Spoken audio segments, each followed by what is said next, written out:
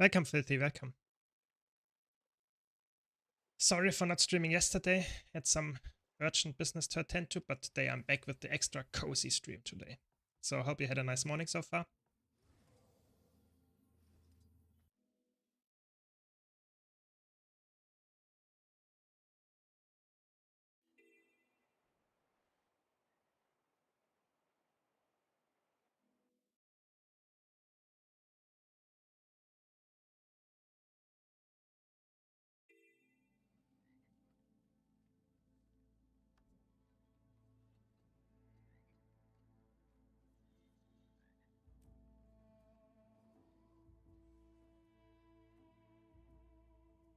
Yeah, I mean, PvP in the morning. Ooh, that feels always a little bit rough, I have to admit. You never know what you're getting. Sometimes you get a really, really easy match, and sometimes you get a really hard match. I think it's just there are not that many people queuing. That's the problem. So welcome. Yeah, I am.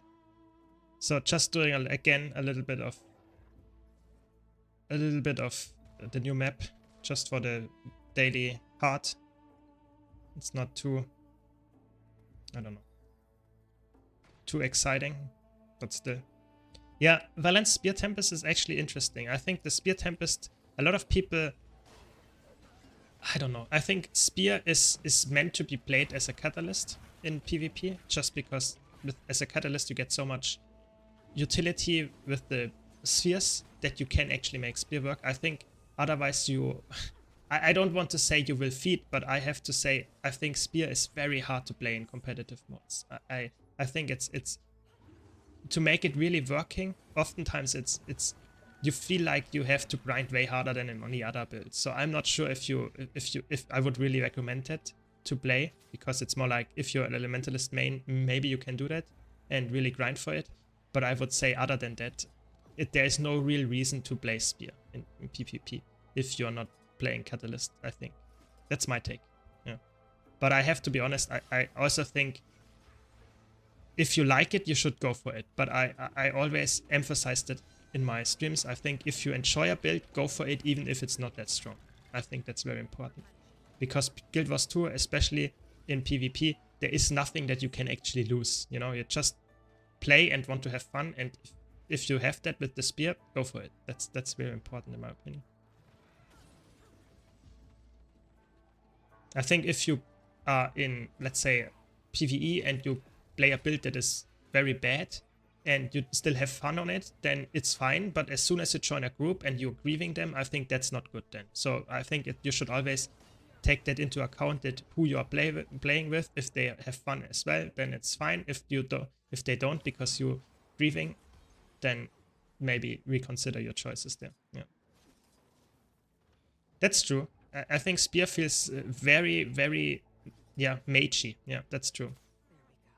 I mean, I think Staff also feels like that, but the sad part is Staff is just not used as a DPS option. Yeah.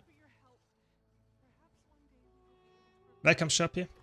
So that's a question from YouTube, why I have those blue circle around my cursor. I have a video about this on my YouTube channel. So the idea here is that you have the Blish Hut add-on, and then there is the, where is it, mouse cursor. And this helps you to make it very clear where your mouse is, because I think it's very easy to lose track of the mouse in Guild Wars 2. And that's why I have this add-on. I have a guide on that on my YouTube channel. Just search for Blish Hut, just like it's called here. How to install it and stuff. It's very, very nice, and it's perfectly legal. Okay, so that was fast. It's actually crazy how fast you can complete this hard. You just have to go back every single day to complete it. I just want to get the achievement for that and the stuff to buy every single day. But it's not too crazy. You can actually do it very, very fast.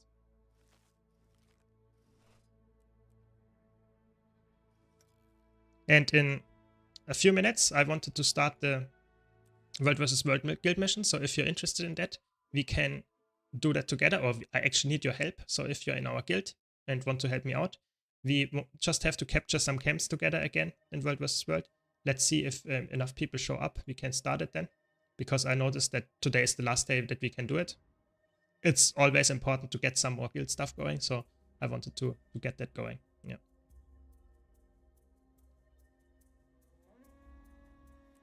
But before I play some match PvP, so that's what I wanted to say. Anid's takes on Ellie is unique but strange as fuck. Because you're weak like a noodle, lowest health armor, but Anna says played in close combat. Yeah, I think the problem is that if you look at how the elite specs are designed, you have Tempest, which has shouts, which has the overlords, and all of them are actually melee. Yeah, so you play Tempest as a melee support. That's how it's supposed to be played, as a support in melee. Then you have, let's say, Catalyst. Catalyst is not really ranged or melee either, because you have the spear, the sphere. You can use it wherever you want, but, and that's the sad part, it is again favoring melee, because you have the hammer that came with it, and that makes it so you have to combo in your sphere, and that makes, if you want to combo in your sphere, you should probably be in your sphere, and then you're again melee. So the last option would be Weaver, but Weaver is again very selfish, very bruisery, and again, especially with the sword that came with it, it's very clear that Weaver is again some kind of melee build that is to be played like that. So I think Elementalist has really struggles with the really classical ranged mage fantasy. I think you have staff, nowadays you have spear, but there is no real trade setup and stuff that really supports you other than just being a full glass cannon and just dealing the most amount of damage that you can get. So I think I totally agree with you there, that it's really hard to come up with some really crazy mage fantasy that really fits any really good build here. What professional lead spec do you feel is most satisfying to heal on? Is Firebrand Quickness heal viable? Yes, very much so. It's probably one of the best healers out there. I think for me personally, I really enjoy playing Heal Chronomancer, because I think that's a build that has not existed 5 years ago, and now it's very, very good. So that's what I enjoy the most, because it's very satisfying and very fun. But I think if you enjoy some kind of Priest, Guardian style, go for Firebrand. It's really, really good. So what do we have here? We have a Core Thief, we have a Scourge, and oh, that's gonna be a tough one. But I mean, just the daily PvP match.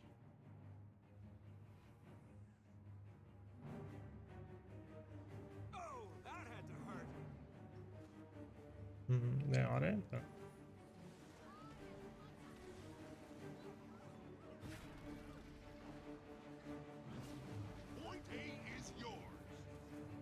Okay. Teleported out. I guess I will not. Oh, this is a Staff Tempest. That's a cook. That's a cook, I have to admit.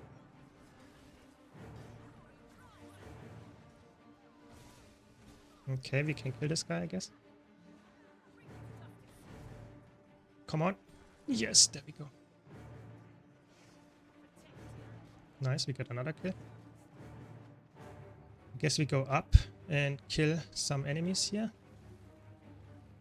Now we just go for the decap, I guess. Hello, I'm new in Guild Wars 2. Is Windy a good start to my adventure? Yes, Vindicator is a very good build.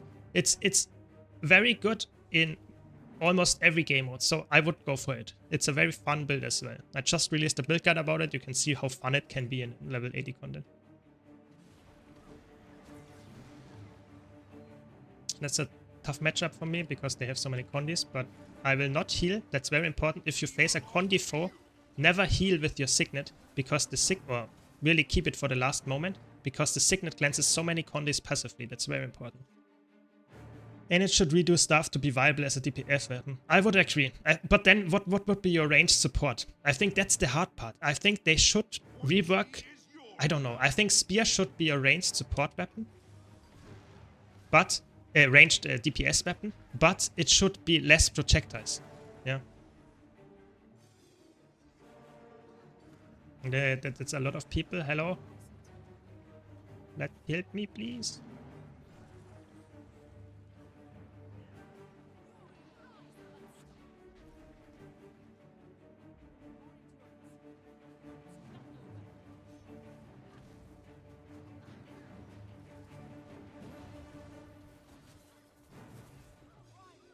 Almost got them, but it's fine.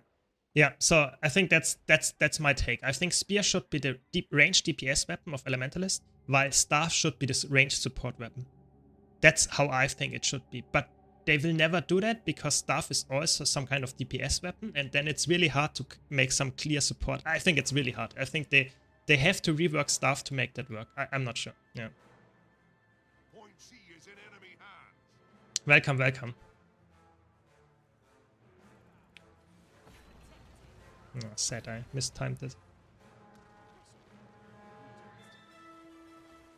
Okay, this guy is so dead.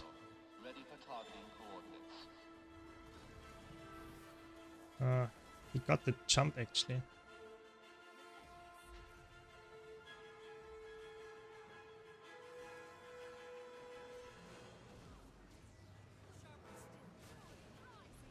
Oh, that was so much damage.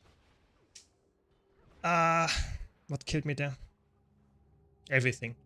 That's the will bender nowadays. Everything kills you, but you can also kill.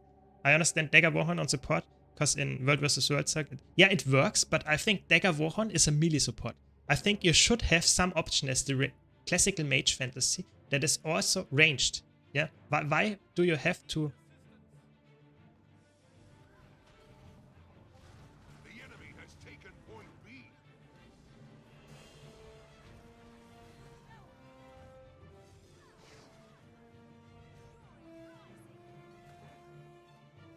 Nice.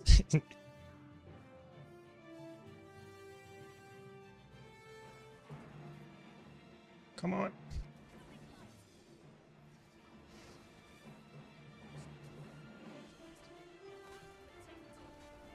Now we got him. Very good. I think melee support is in Guild Wars 2 very much favored, but I think you should also have the option to play some kind of ranged support, which in my opinion would be perfect on a Elementalist, which would be something like an support staff variant. Maybe support staff catalyst if it's really needed, but I think that would be very important to have something like that. It doesn't have to be power grab Point A is yours. like other specs, but in my opinion it would be a really good choice. How? What? Ah, okay, that was the...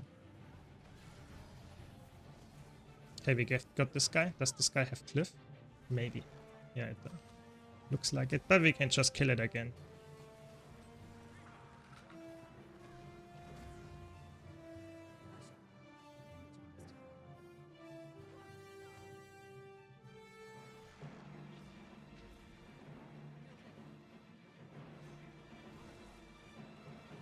Such a close match, I have to admit.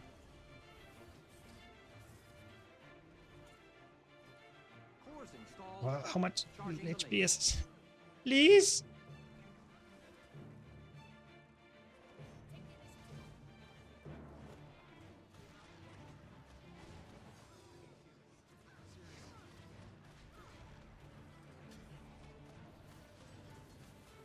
What is this here?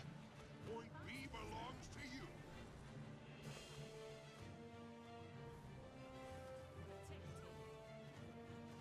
Cannon operational. Ready for targeting coordinates. Nice, we got them. Oh, not yet.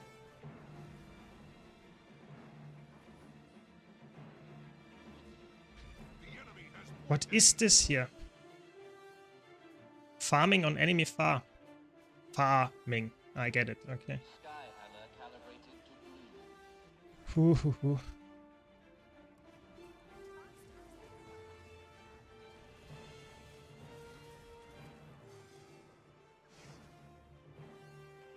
Okay. The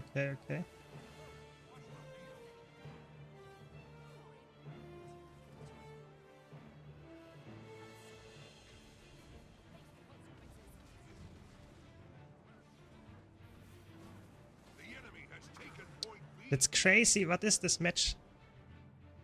Point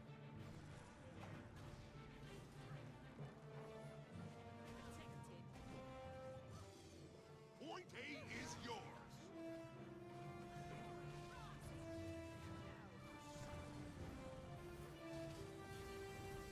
Nice, we got them. 2 down, 1 to go. Sorry that I can't read chat right now. It's very intense here. Very intense. Point C is in enemy hands. Okay, we got them. Welcome, welcome, Echo Fox, welcome.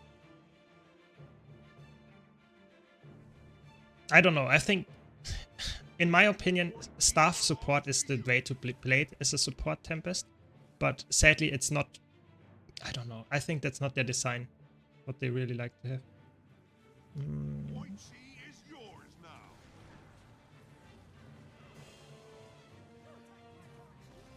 No, I thought I could get the blind here in time. It's fine. We got the kill. I think this match is over.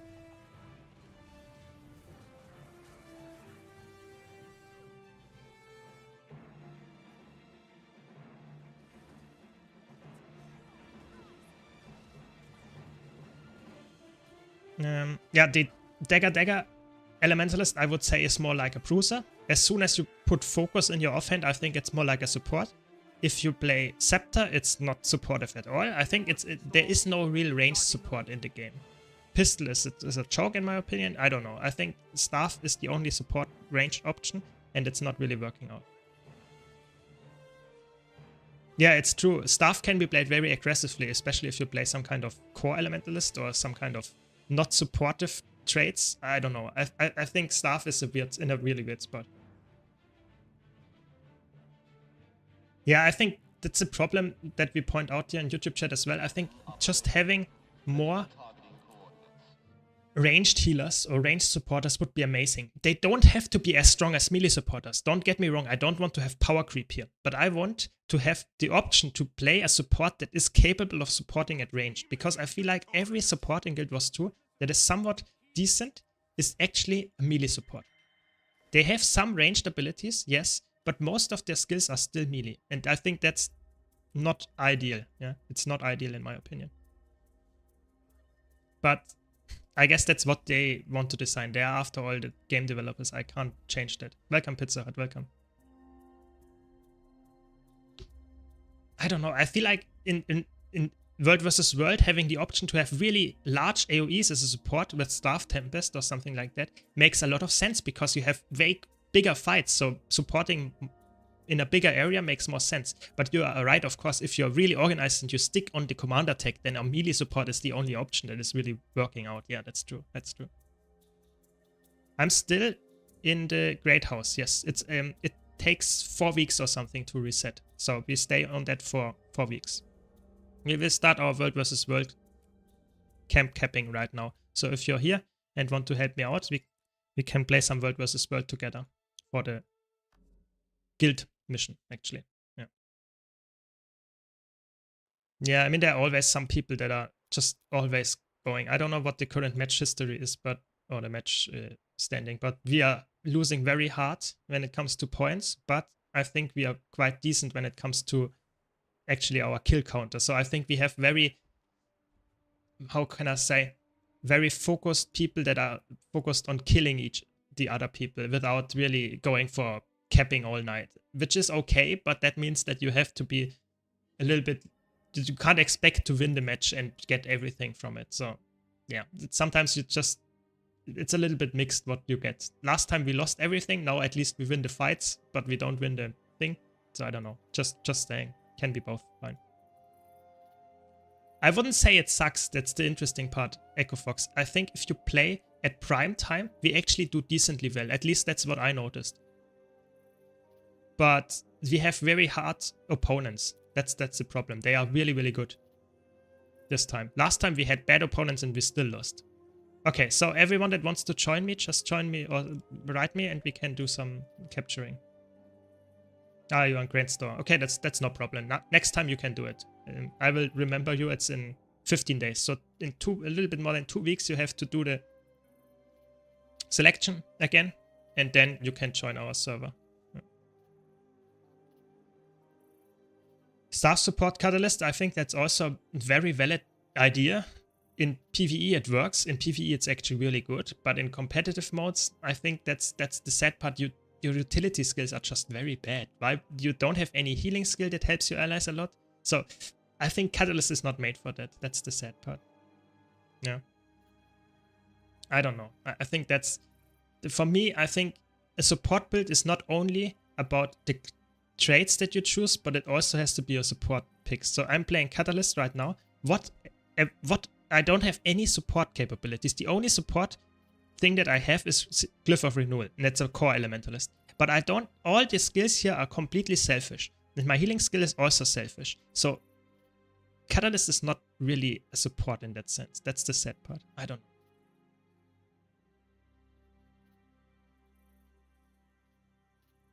So, Filthy Casual asked, 100% brutal and honest with me now. If I'm training every day on the golem, tried all specs and I can't pull above 50% of the bench on any of them, is there a point in me trying to play DPS or am I grieving my team? So the thing is, there are two really important parts here.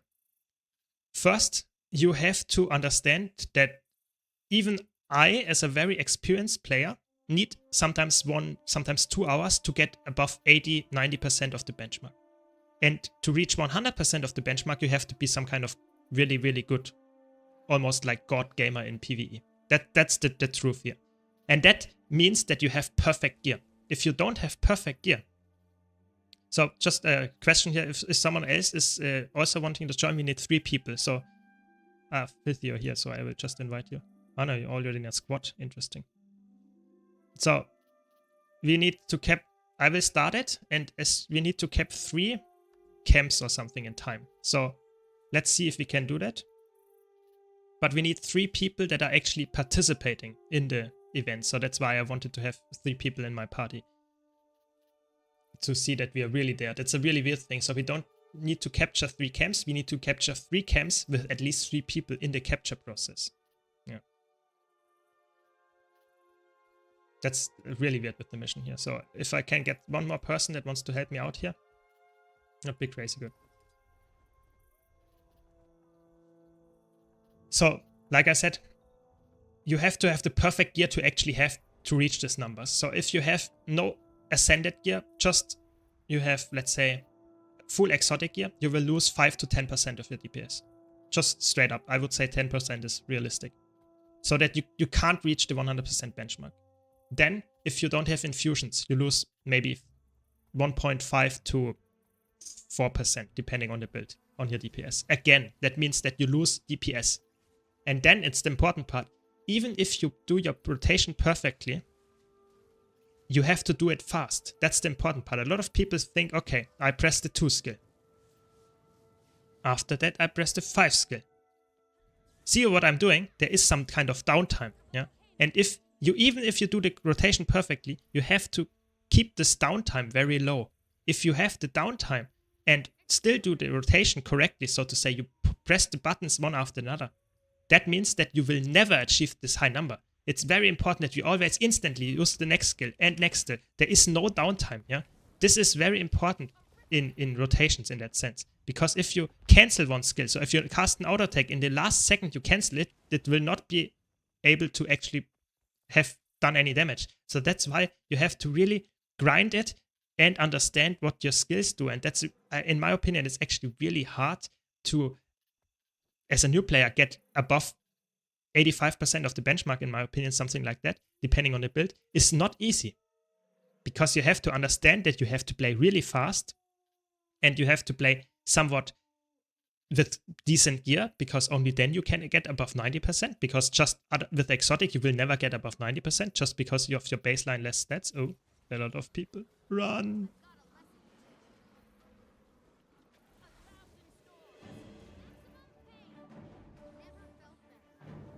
Yeah, so in my opinion, that's really important that you actually understand what I'm saying here.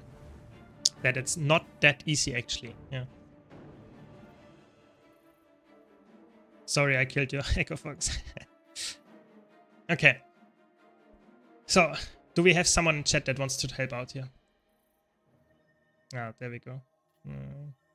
No one else wants to join. Sad. Sad.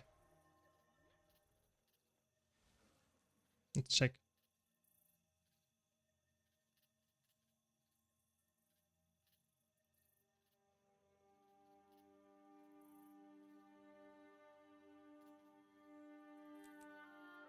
Ah, okay, when you're back. Very good. Then we can wait for that. So, I mean, I don't know. Support Catalyst, in my opinion, is just not... It's not really... I don't see it that's in competitive mode. It's just too weak when it comes to support elements. I see that you can use it for some boons, but at that point I would rather use some other supporter that can also provide some healing as well. Because I feel like Catalyst with the healing output is just not there. That's in my opinion the case. I don't know. Just not optimal. I don't see why it's actually that crazy as a supporter. By the way, if you're on Twitch, don't forget you can get your drops. Today is the second to last day, I think you can get your drops. So don't miss out on that. If you're on YouTube, you can also join the Twitch chat to just get some nice free black slots for watching me, for example. It's really, really good. So don't miss out on that if you haven't already. Yeah. Yeah, I think EchoFox points correctly out here. For example, Scourge is a very good DPS pick that you can actually get really decent numbers even if you're starting out, because it's quite, I wouldn't say brain dead, because you can actually, if you use your brain correctly on that build, you can actually carry a group as well. But it's completely true that it's a very easy build to play and to pick up. It's not too hard.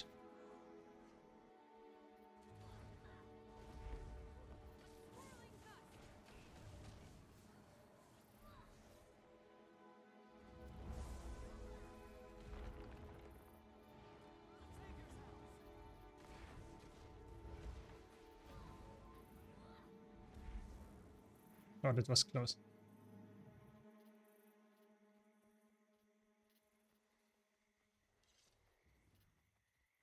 Yes, so that's the interesting part. If the enemy has the ability, you can't CC them, but you can soft CC them, so you can apply conditions to them. So that means if I immobilize them, they are still not able to move. They can use their attacks, but they are not able to actually move because of the immobilized. There is another boon that actually applies resistance, it's called, that applies, let's say, immunity to those conditions. So you will still be able to be stunned, but you get immunity to, for example, immobilize. So Guild Wars 2 has a 2-split. Soft CC goes through stability, but you can deny it with resistance. Yeah, that's the idea here. I will capture now some ruins, just for my weekly. And after 30 is back, we can actually get the camps going. So we need 3 camps. We can just capture the, where's it, the northern camps, 3 northern camps, and then we will be fine. Oh, what was that? Ah, with the cannon or ballista. Interesting. Holy shit.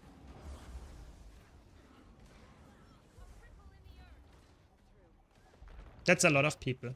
I'm not sure if we can survive that.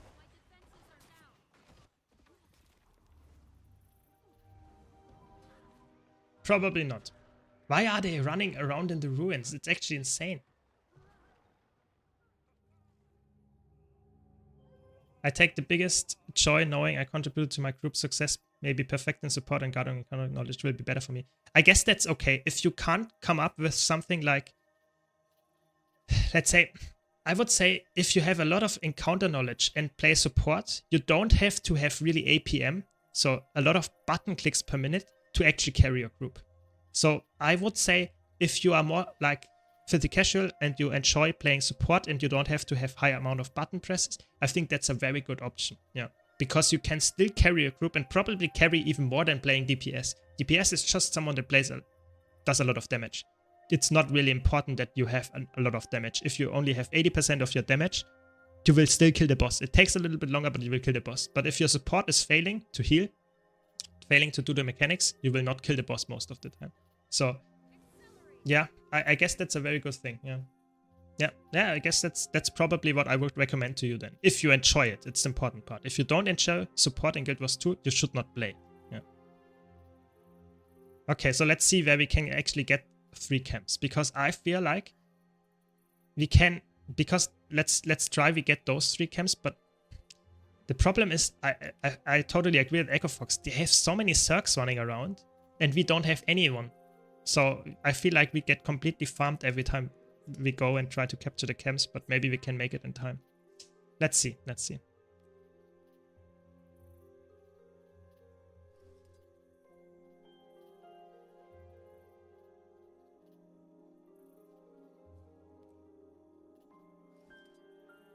Yeah, I don't know. I feel like the problem is if you have a server that is really focused on killing people at prime time and is not really focused on PvT and zerging, then I don't know, you don't have anything that you can actually get going. So as soon as Filth is here, we actually got the... It's true, it's true. Yeah, if we have a support catalyst, that's good. No, that's fine. Yeah, I mean, it's really sad if you roam around and you are 1, 2, 3 people and you get just overrun by 50 people in a circle. It feels really, really bad. I really dislike that feeling. But what can you do, you know? It's, after all, world versus world. That's what it is, yeah. Just open world PvP. Yeah, I guess that's what happens then, yeah.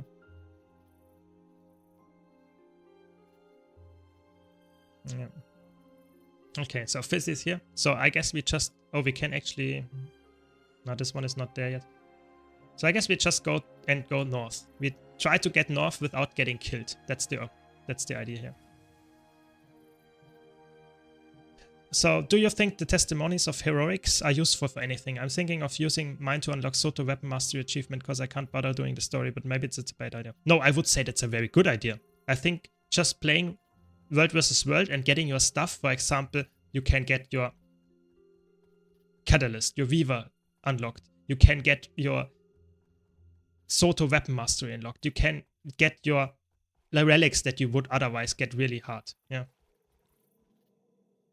East is ready in less than a minute? Really? But this one is already ours. I don't know which one you mean. Ah, this one. Yeah, we are blue this time. Yeah. It's fine. We will maybe come back to Blue Whale Refuge when it's ready, but we will try to get the ones that are already there. Just use this one, the west one, and the north one, and the east one in the upper corner. So I think it's very worthwhile to actually spend those testimonies because I have a lot of them. You can see, where is it? Here, I have almost 15k of those and 5k of those. I don't need them for anything. So they are not really useful.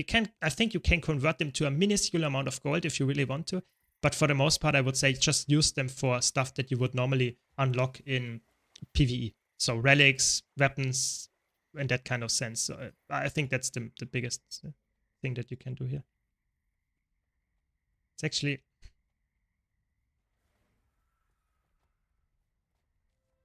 Okay, they leave us alone. That's good. We can maybe just... Or maybe not.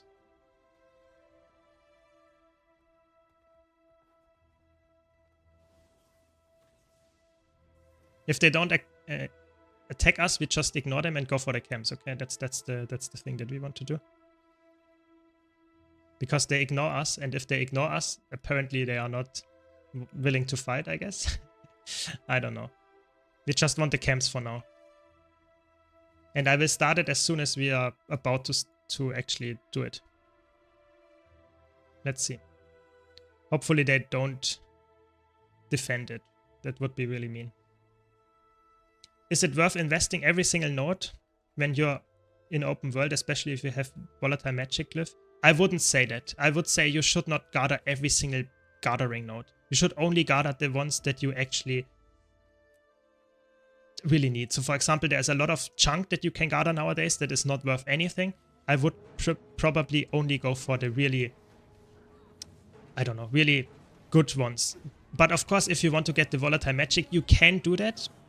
I would recommend to only go for the ones that give you 10 strikes at once. So for example, if you have a rich mining node, then you can go for it even if it's not that worth it. But if you just have one strike, I'm not sure if it's really worth it to go for everything, because that will just take a lot of time to get everything without really providing that much gold. So that's my tip. In World vs. World, while I'm capturing, I'm just getting the synthesizers, and there it's actually worth it because you will get the cap at some point. So it helps just to get a little bit more gold out of there. That's my thing here.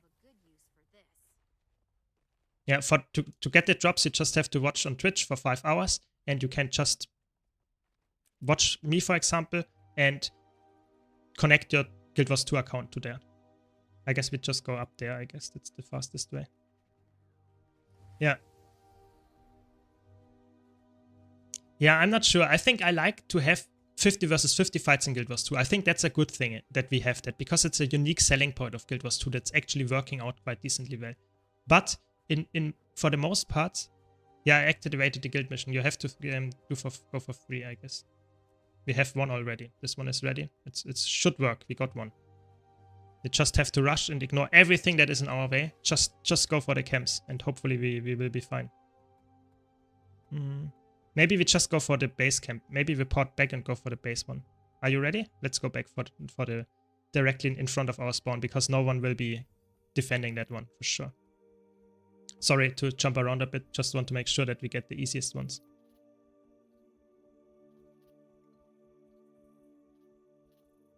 Yeah.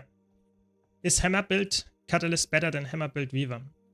Depends what you want to do. In competitive mode, I would say Hammer Catalyst is the more bruisery playstyle with power. If you want to play a Condi Weaver, you can actually play with Hammer. That's the only build where it actually works. But all other builds, it's actually not worth it.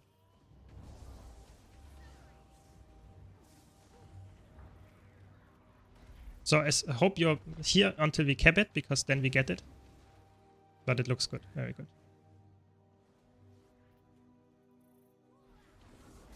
Yeah, I think Hammer Catalyst and Hammer Weaver are both viable in competitive modes, but in PvE I would say they are more a solo build. They are not really in though I wouldn't, yeah. Tempest can be played with Hammer, but all the others can't, so that's the sad part. Okay, so now we have to walk a bit. Where can we walk? Let's check. Maybe we have another map that is also very easy to capture. And go for this one. We can also go to the red borderland. So let's go to the red borderland. It's very easy actually. So I would say Hammer Catalyst is better for the most part, because it's a bruiser that you can play in a lot of game modes. But in World vs. World PvP. But when it comes to...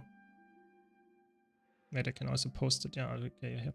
And when it comes to PvP, you can also play Hammer Weaver. That's the only time where you can really play Hammer Weaver. Yeah.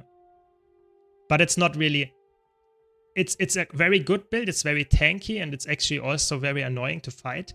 But for the most part, I would say it's very niche, because it's not a lot of people actually played it in ranked, because it's not that easy, and I don't know. I feel like it's a little bit niche. But if you like that kind of playstyle, you should go and test it out, yeah. Oh no, someone captured it. Okay, then we have to go a little bit further. Maybe in this direction then. So sad. How much time do we have left?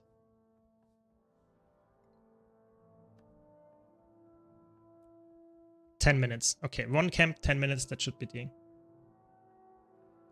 Yeah, I mean, in Guild Wars 2, if you want to play a healer, the only time you really need a healer is in instance content. I would say even in open world, you don't really need a healer.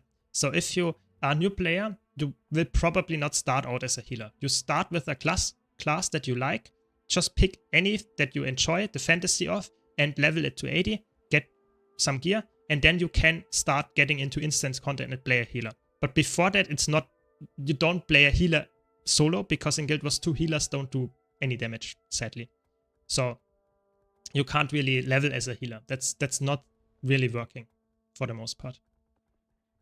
But as soon as you can go into instance content, if you can go into PvP, world versus world, you can actually get enough of that, and you can get some healing. So we can just try to capture this one and wait for it if you want to. Just wait around for 4 minutes.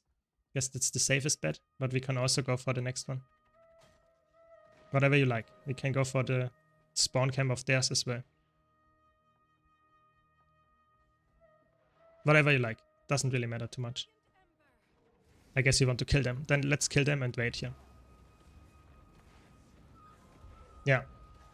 So I think in PvP and World vs. World, you can instantly play a healer. I would say in PvP more than in World vs. World, because in PvP you can instantly start and get into PvP if you want to. So as soon as you did your tutorial mission, you can actually go into PvP and enter it if you really wanted to.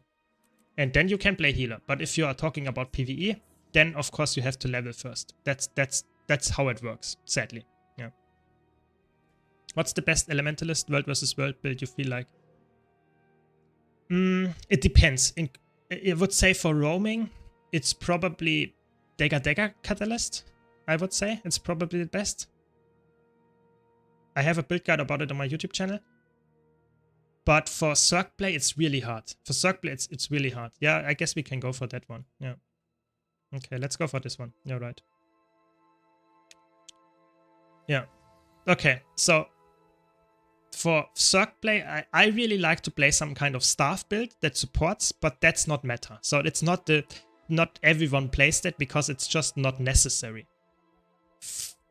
I don't know, some kind of Dagger Focus is a decent support. Dagger Focus Tempest is a decent support in Circ play.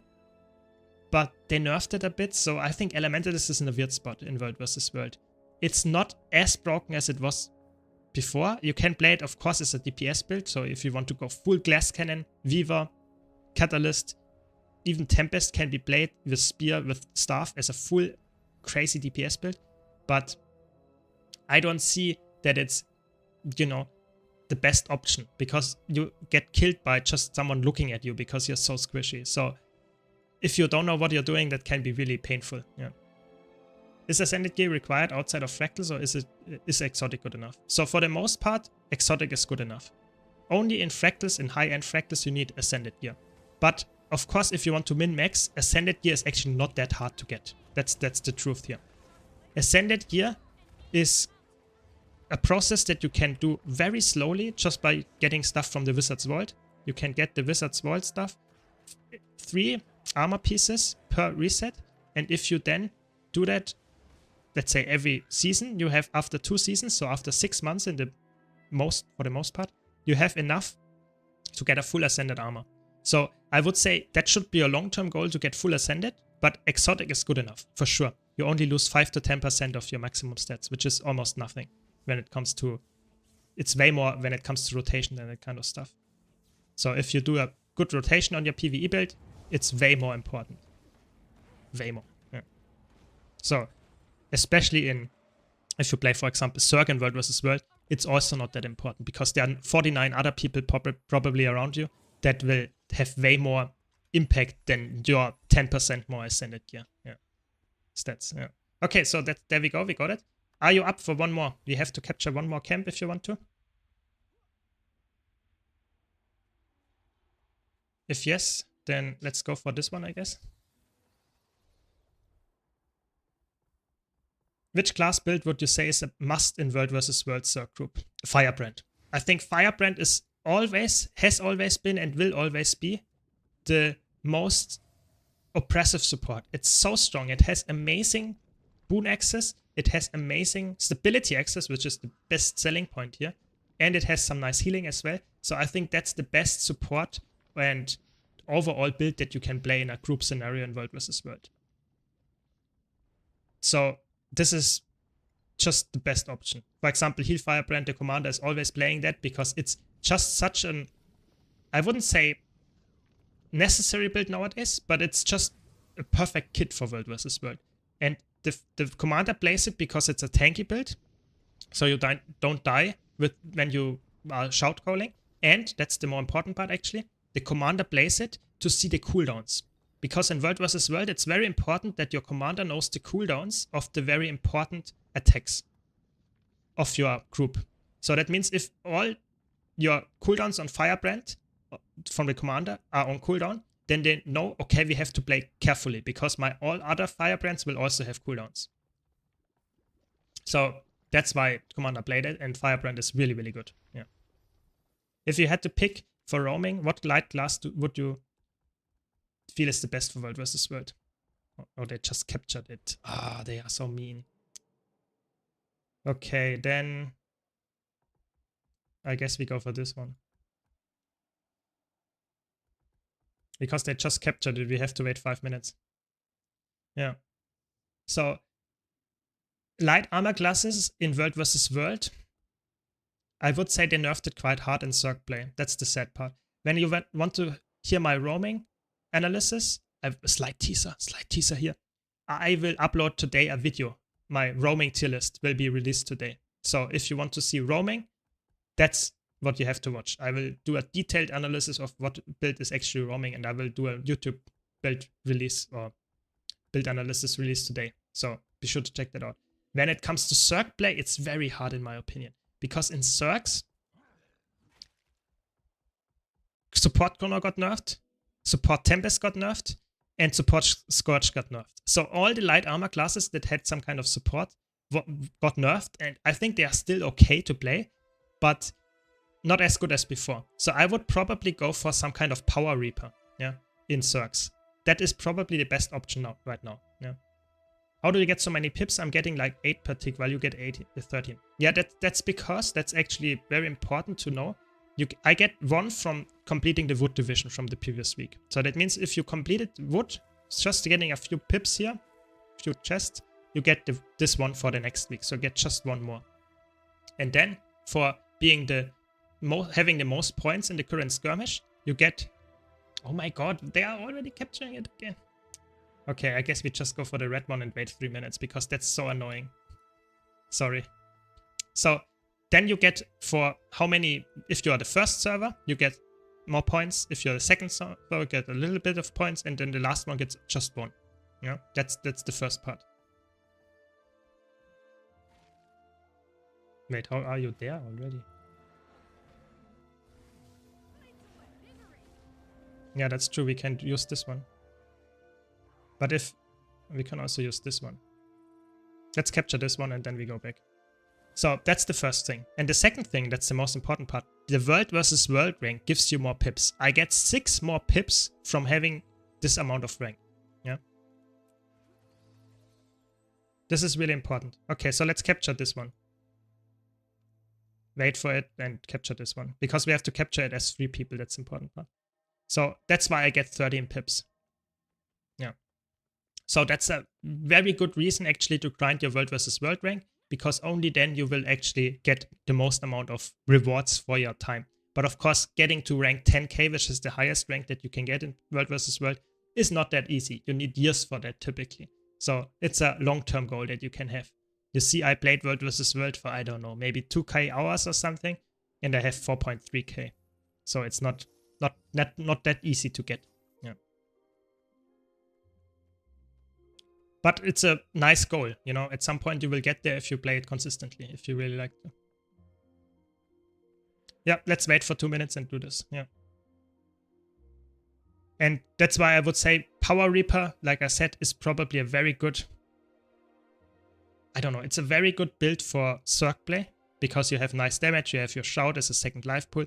I would say it's a very decent pick there, but I'm not so sure about the current world versus world Zerg meta. I have to be honest. I have to do some research there, because I know Firebrand is the best support, or somewhat the best support here, but other than that, it's actually not that easy. Yeah. Playing against evasion spamming thieves and guardians who one-shot is just a pain. Yeah, that's true. I mean, world versus world roaming is just... If you can't survive the one-shots, then you're in a bad spot. That's just the sad part. Either you play really tanky or you try to one-shot people.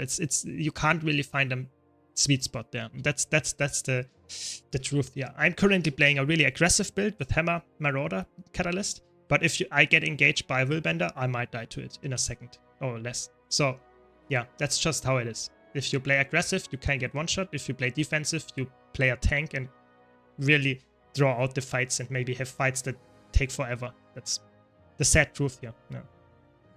I don't know. Just I'm not sure about the world versus world roaming, if it's in the correct place. I have to be honest. I think they should change some stuff around. I don't know. I'm not the biggest fan of Hammer either. I think Hammer is a very slow weapon, but I think for me, it's also a fun weapon to play. I really like to play Hammer and just hit with my 4 and 5 and one-shot someone with it. I think that's a very satisfying feeling. But I agree that it's very slow. And that's why I only play Hammer with Catalyst, because you get the quickness. The quickness is really important to make Catalyst Hammer actually fun. Because if you play Hammer on any other elite spec without having quickness, it feels so slow that I would rather play something else. That's definitely true. Yeah, I guess that's fine. I think Romy Spirit, you're right there. I think roaming is in a bad spot as well when it comes to rewards, because you just inherently get less rewards than if you play on Zerg. But how can you buff rewards from roaming without really destroying the economy? Because if you buff the rewards from roaming, then Zerg would also get more rewards for capturing camps, killing Dolyaks and stuff. So how can you actually make it really working? For what kind of buff do we need for that? I don't know. I'm asking honestly here. I don't know how you could make that work, that we don't buff Zerg play, but still get as a roamer more rewards. I don't see that. I really don't. Would be amazing. I like it because I roam a lot, but I don't know how. I really don't know how.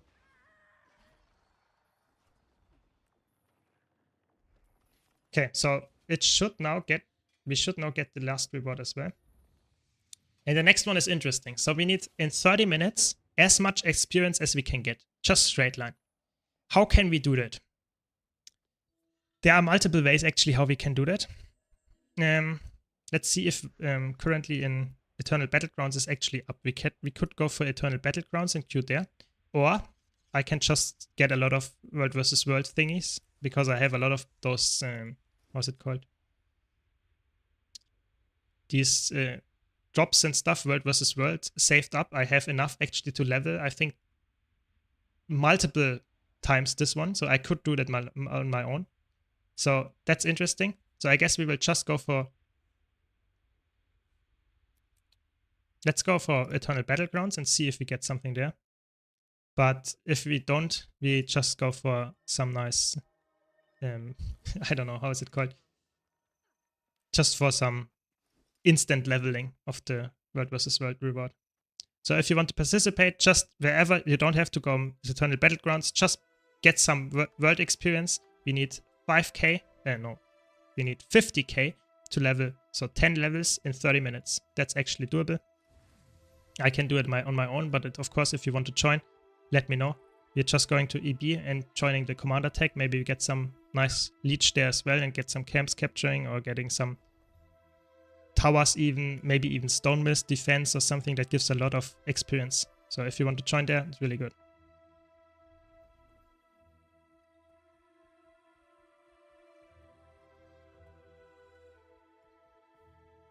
Yeah, I don't know. I think those World versus World missions are actually quite fun if you have enough people to make them work. I think, to me, they are more fun than the PvE missions, because the PvE missions last week we tried, or the week before we tried them, and they were really painful, I have to admit. Really, really painful. Okay. Just rewards based on group size and any type of detection, how many randoms are nearby to avoid. Okay, okay, interesting. So maybe 1 to 4 you get 100% more, 4 to 12, 25.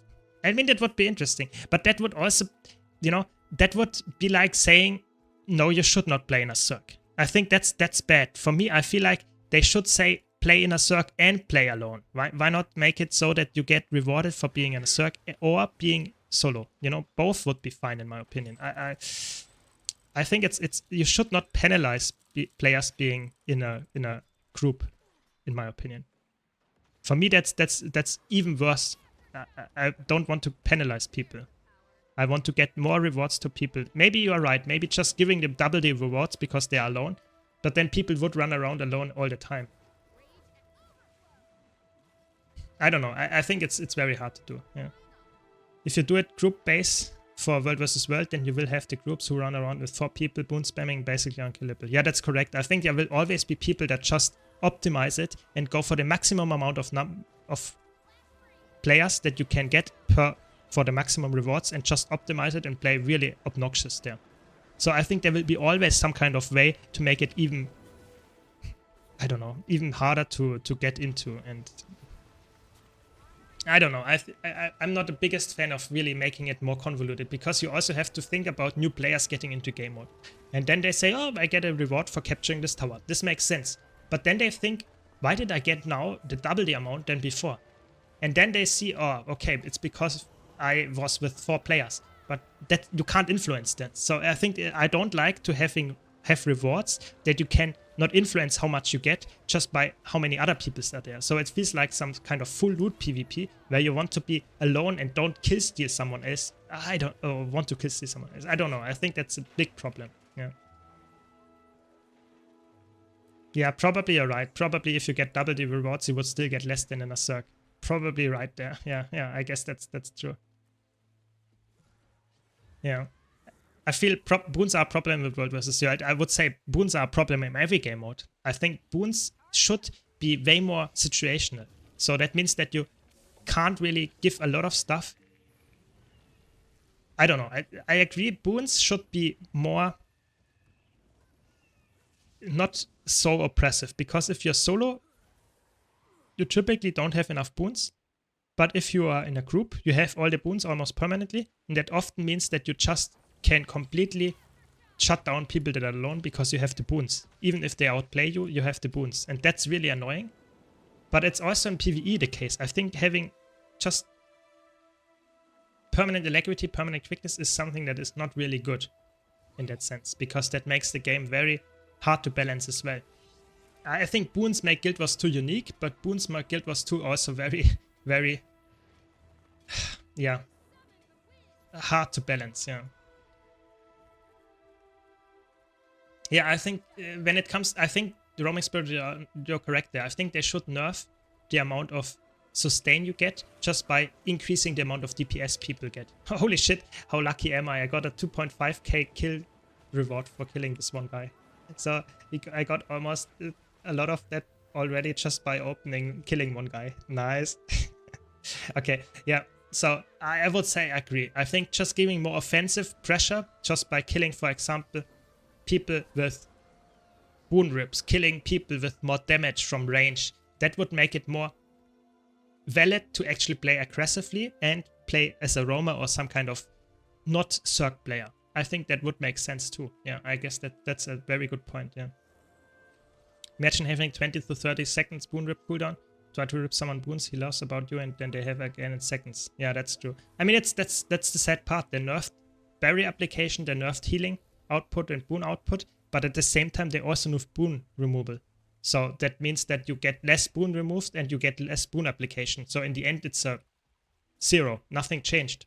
So that's always something that I don't really like, if they do changes that are changing, but because everything changed at once, nothing really changes. The meta stays the same.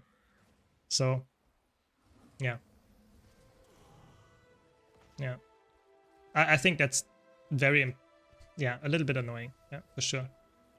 Let's hope that we will get some more changes in World vs. World in the future, but I have to be honest, I don't see too many big changes coming in Guild Wars 2 at the moment. I'm not sure. I think the balance changes in that regard are too small to actually make it really crazy and shift the meta too much. Welcome, Carl. Welcome.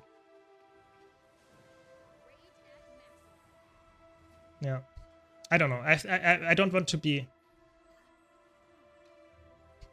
I did not leave you. You can join the Zerg as well. I'm just wanting to get the most amount of experience as I can get.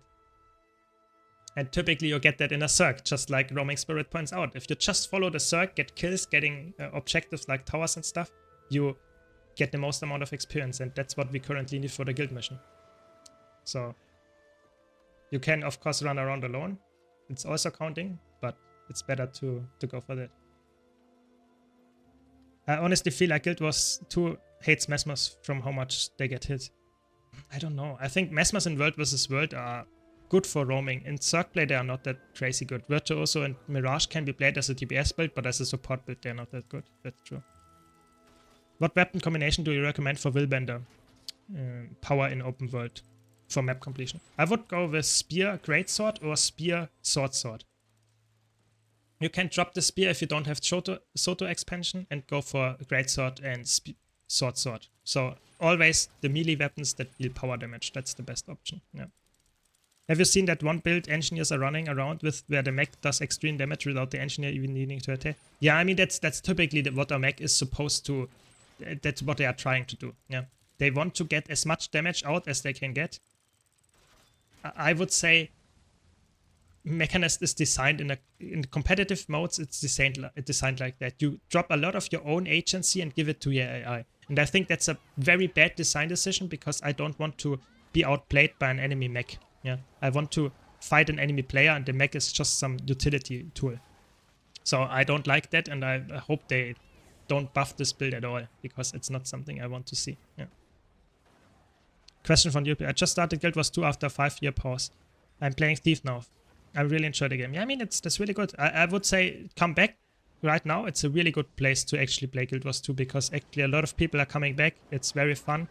It's not getting too much new content, that's true, but you get the old content is really fun. So, and the game is still very, very much alive. I think Guild Wars 2, when it comes to the player numbers, especially in World versus World and Open World, I think it's actually in one of the best places it ever has been from the just raw numbers. That's of course if you don't look at PvP. PvP is just not alive in that sense. There are not that many people playing. It's the sad truth. But it's fine, you know, if you enjoy World vs. World or Open World or maybe even Strike Mission and that kind of stuff, there are a lot of people playing. So it's a very good time to come back to Guild Wars 2 for sure.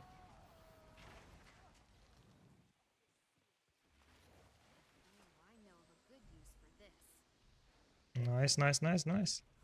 More World vs. World experience. That's what we want.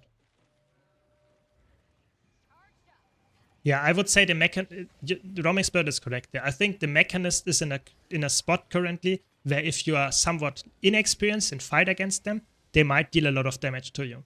But they are very easy to deal with if you know how to fight with them. Because you can kill the mech, you can just... For example, the mech is really stupid. So that means if I go on a... Let's say... Where can I show it to you? But so if I go up here, yeah, the mech is really stupid and can't follow me that much. But if the mech comes up here then, goes up this ramp, comes here, and I drop down, the mech goes down the ramp again. And if I do that consistently, the mech is half of the time not even attacking me. So something like that makes it very easy. And if you just focus the mech and kill it, they are also lose, I don't know, 70% of their damage. So there are some very good ways to actually deal with them. Just saying, it's if you know how to deal with them, you can actually be quite... It's quite easy to be done. I think they are nerfed quite hard in competitive modes, so you can be somewhat... Yeah, I would say it's doable. Of course, for a new player, it might be a little bit harder, but I would say Mechanist is not really good in PvP and World vs. World. Yeah. Thanks for the follow, by the way, Earl. Really appreciate it. Yeah, but if you have any questions, please let me know. I'm always happy to answer, so don't worry if it might seem stupid at first. I try to answer any question. Yeah.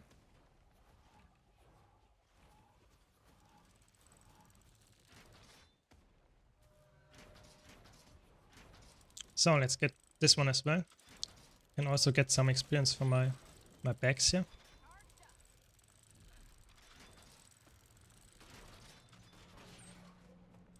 Just so that we for sure get everything in this amount of time. We need 10 levels. Should not be a big problem. So how much do we already have? 32. That's good. A little bit more. Welcome, Keshi. Welcome. Hope you had a nice day so far. Yes, exactly. No stupid question, only stupid answers. And those come probably from me, so don't worry about it. Don't worry. And if you have any feedback, not only for my stream, but also just for my YouTube content and stuff, please let me know. I'm always happy to improve as well. So constructive criticism is really appreciated on this channel. So don't be shy. It's really important to me. I want to improve after all. Do you have open world builds for Untamed on YouTube? Yes, that is correct. I have Untamed open world builds, and it's probably also in my tier list. I rated it as the top open world build. It's actually, I would say Untamed in open world is probably the best Untamed build, or Ranger for sure, and it's probably one of the best Untamed or builds for open world. That's what I wanted to say. Untamed is probably really good. Yeah, I can give you the link in a second. Give me a moment. I can send it to you.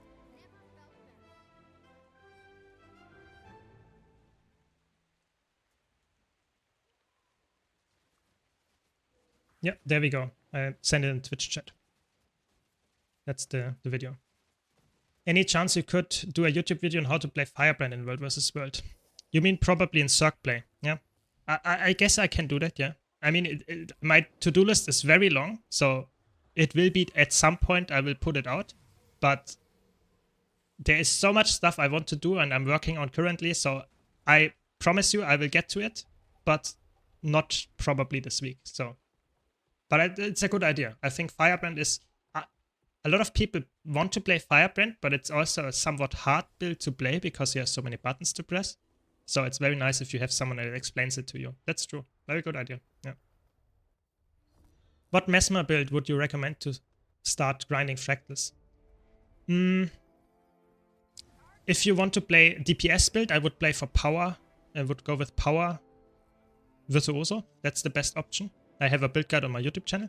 If you want to play a support build, I would go with Chronomancer.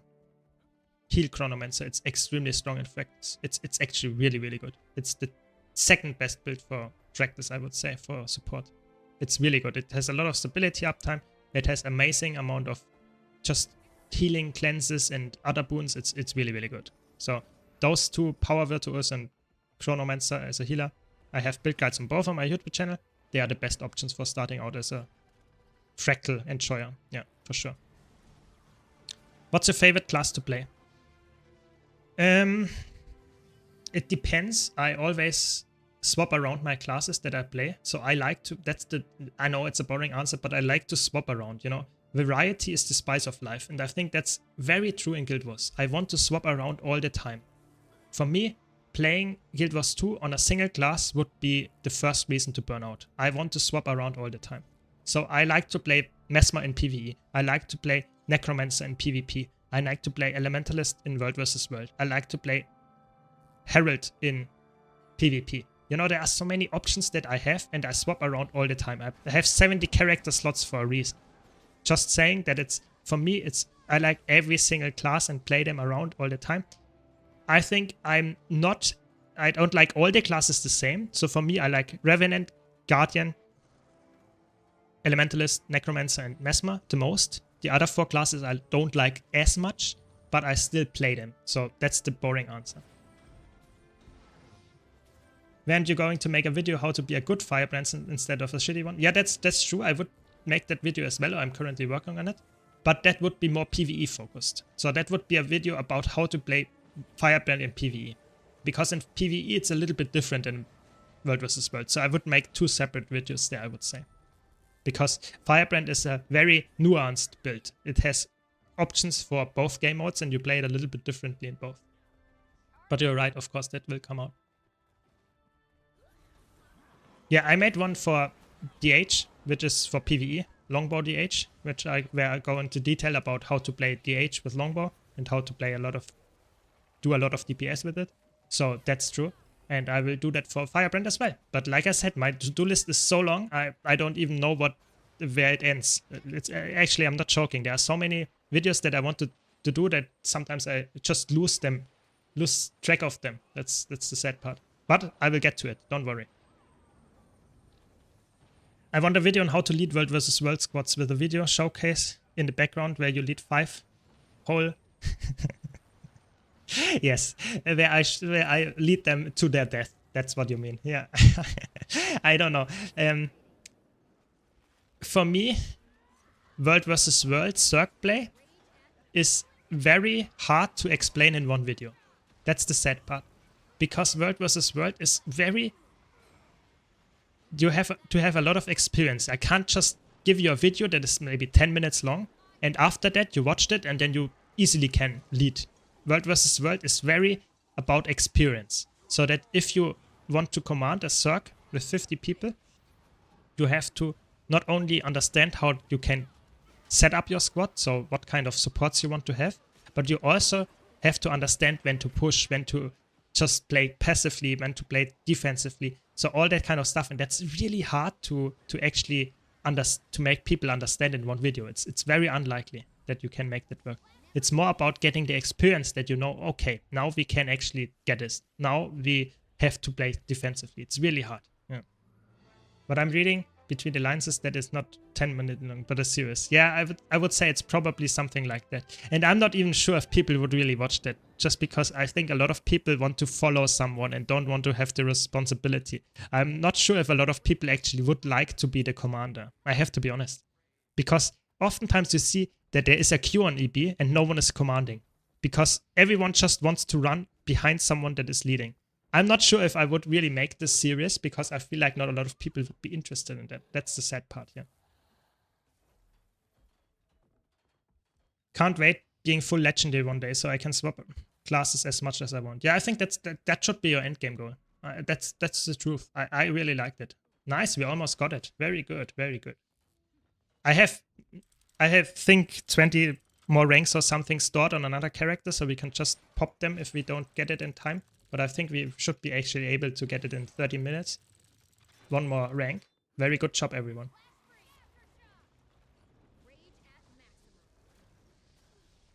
How did they actually stand here, the enemies? Normally they die here. Okay, interesting. You think healers in general are overtuned? I feel like you can ignore a lot of mechanics with good healers in T4 Fractals. Yes, that's correct. I think the best supporters in Guild Wars, or not, the most carrying part of a group, so the role that is the most carrying, are actually healers. Because they provide all the boons, they provide all the healing, they provide almost all the utility that you have in your squad and or your party, and that's the crazy part, they provide also doing the mechanics. So a good healer is insane. They can do everything at once. So for me, healers in Guild Wars 2 are not only overpowered in regards to or in comparison to other games, but they are also overpowered in comparison to DPS or offensive supports. How much utility, how much just usefulness they bring to their party, it's actually insane. It's absolutely insane. So I think if you want to go really, if you don't mind to heal and not play DPS, then the best option to carry a group is by far, and I'm not joking, by far playing the healer. 100%. And it's not only in Fractals, it's also in Cirque play. Yeah, so for me that's really important to really emphasize that and stress that it's for sure the best option if you want to carry a group. 100%. Yeah. Can't wait to get full legendary light armor in half a year, only to see that I have 2 whole sets left to do. Yeah, I mean, you're right there. It's probably not... Oh, come on. This guy is so annoying. You should... That's the cool part about Guild Wars 2, that you can always have some goals. So you should not be sad that you have 2 more to go, but after that, you should be happy to have more goals. You know, I have now, I don't know, I have 7 legendary armor sets completed. I don't even know why, just saying. And I have, I don't know, my goals are a little bit scuffed at the moment. So just saying, be happy that you have clear goals that you want to get in Guild Wars 2. That's really, really nice. I found it crazy how useful I am on Druid even when I play it to 10% of its full power. Yeah, it's insane. There you see how much power crapped healers are nowadays. It's actually insane. It's actually absolutely insane. Yeah, it's crazy how much boons and healing we can output for sure. Mesmer, Necro, and Elementalist are done when you have light armor. What else do you need? I mean, it's true. If you don't like, if you only like those 2 or 3 classes, then you have done. But if you want to play all the classes, I would say the best option is for sure going for all armors that you can get. And also all trinkets and all weapons and stuff. You have a lot of stuff to grind in Guild Wars 2 when it comes to that. Nice, good job everyone, we did it. Very good job. All the guild missions that we can do are actually done. Good job.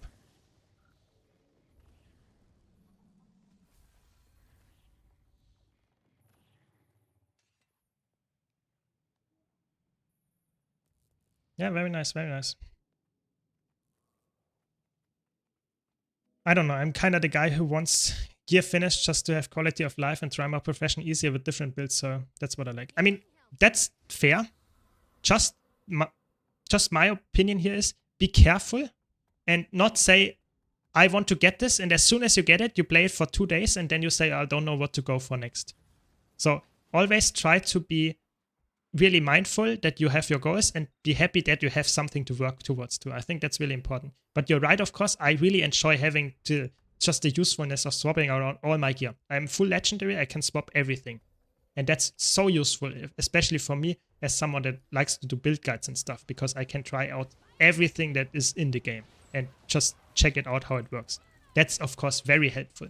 So if you want to play multiple classes, multiple things, it's really, really good. Yeah, for me, I agree, Suis. I think that's for me the same case. I would always go for light armor first, in my opinion, because I like those classes the most in every game mode. So I play them the most, and that's why I would go for light armor first. But of course, if you are warrior and guardian enjoyer, you should go for heavy armor first. And that's the cool part. As soon as you get one of those full armor sets, you can play 3 classes already to their fullest, which is really, really cool, of course. Because if you would have to go for 9, that would be a way bigger grind, actually. Yeah. Yeah, but that's really nice for sure. I think that's probably one of the most useful legendaries to get is the armor, because you can use it on so many different characters, for sure.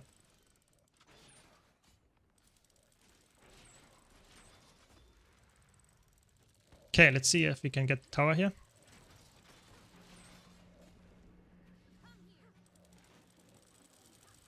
So it was really funny. So I uploaded a video a few days ago about the patch. And that I was a little bit surprised and a little bit sad how bad the new patch is. Or not bad, but how small it is. I don't mind the quality. I think the quality is okay, but the patch size is too small. And it was one of the first discussion videos that I made on YouTube that were actually somewhat uniform in what people actually thought. I would say almost all people had the same feeling about the patch. So everyone, I would say, would agree with me that it was too, that the patch was too small in size. That's nice. I guess that's, then hopefully ANET sees that and says, okay, maybe we have to change something. Maybe, that would be interesting. But, let's see. Wanted to ask something about the trading post. Yeah, sure, ask ahead. I'm always happy to answer trading related questions. After all, something how I made a lot of gold with it, yeah. I'm still working on trinkets, almost done with vision, only missing the clovers. Hope I can wrap it up next week. Yeah, I mean, clovers is something that you can get quite easily nowadays, just from completing World vs. World PvP with reward tracks, also getting them from the Fractal vendor, Raid vendor, Strike vendor. You get so many vendors where you can actually get them without really having to go to the Mystic Forge and forging them, because it's a little bit RNG based and you can waste a lot of money there. But if you get them from the vendors, you get them guaranteed. Yeah, so really helpful. Now I'm studying how to play Druid. I think it's a good move for me. Yeah, I think Druid is probably the best healer for raids, because you can do all the mechanics and stuff very easily. You have some nice knockbacks, you have a lot of pets that you can swap around. It's very, very versatile. Druid is such a good pick. It's not that hard to get into, and it has an amazing amount of utility if you know what you're doing. For sure. Yeah. What I don't like about legendary weapons is that it's annoying to swap them. Ascended weapons, swap them with one click. Yeah, that's a very good point. I should make a video about it, because it's not only annoying that you have to have them so you can't really change them with one click, but it's also very bad, because if you, for example, want to min-max your sigils, I always bring that up. So if you play a lot of dungeons or raids or fractals, and they can, not raids, but dungeons and fractals, you can use those so-called slaying sigils. So the sigils that give you 10% more damage against a specific enemy. Yeah. So for example, Grawl slaying or something like that. And that you want to min-max that, of course, to get more damage against, for example, the corresponding fractal boss or something. Yeah. And if you want to min-max that, it's really annoying to actually swap that around all the time, because you have to go to customize, have to go to sigil, have to type in Grawl. Yeah. Okay, Grawl slaying, swap it around. And you have to do that every time. But sometimes it's within a fractal that it changes. So it can be really annoying to actually make that work. Okay, I guess we are done here. And that's why I would say this is system, especially with the build templates or equipment templates, makes it really annoying actually to swap around stuff. So I think this is not really the case that it's always very helpful. So I think the weapons itself are okay, but in let's say in conjunction with this equipment templates, it's really annoying, because you just save one loadout. You can't swap them very easily. You can't just drag and draw them and have the same stats, the same sigils and stuff. It's really annoying. So I totally think that's true.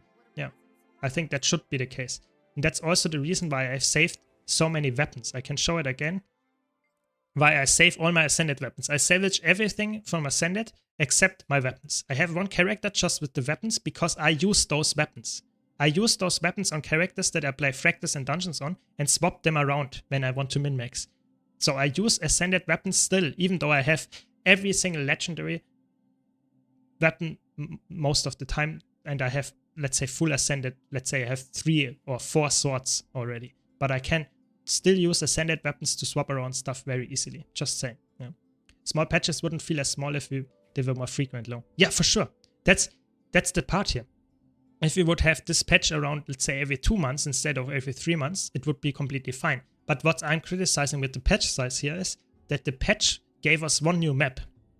But in the last patch, we did not get any map. So you have to think about this patch size was as big as it was, or as small as it was, but we got it after waiting for 6 months. So I think that's the sad part. I'm just talking about the frequency. That is too bad. I totally agree with you there. Yeah. Right now, the deluxe upgrades of Hot and Path of Fire are on 75% off, so are like 600 gems. Are they worth the buy? Considering each has a character expansion slot and stuff when the normal price of the slots are 600 gems. I don't have any VIP pass, and the POF Deluxe has the Amnoon VIP one. So yeah, I would say the POF one is probably for sure, pick it. It's the best option from the deluxe ones. It's definitely worth it. The Heart of Thorns one is worth it if you need the character slot. If you say the character slot is really necessary for me and you really need it now, then you get some nice stuff with it as well. But I would say it's not absolutely necessary. That's the truth here. I think if you only do it for the character slot, you can wait until the character slot is on sale and then you get it for less than 600 gems actually. I think character slots go on sale for 540 gems and then you will be a little bit better off. But the Path of Fire ones is a no-brainer. You should definitely go for it. It's the best deluxe option, probably, if you like the pass. So that's my short answer to that. Yeah. Thanks for the follow. Really, Moriel. Really appreciate it. Okay, I guess let's go for some fractals then.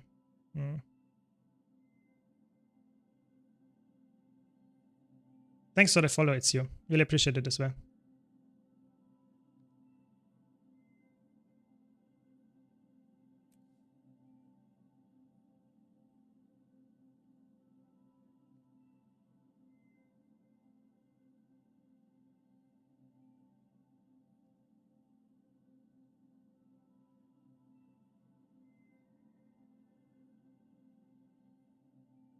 One second.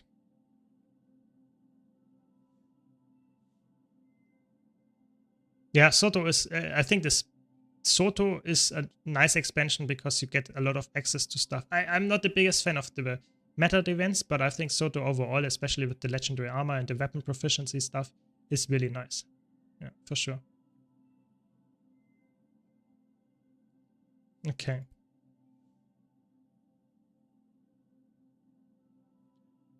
How high are the chances that I get kicked out of your group if I get 15k unstable fractal essences only through Nightmares here?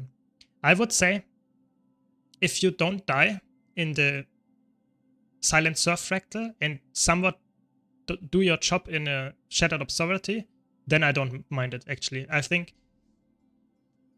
I don't care if people have the amount of required essences. I just want to have people that actually know what the mechanics are and don't die to it. I don't want to swap stuff around all the time and want to reset the fight if people are consistently failing to do mechanics. That's really annoying me, especially in 99, because 99 is 10 minutes long or something.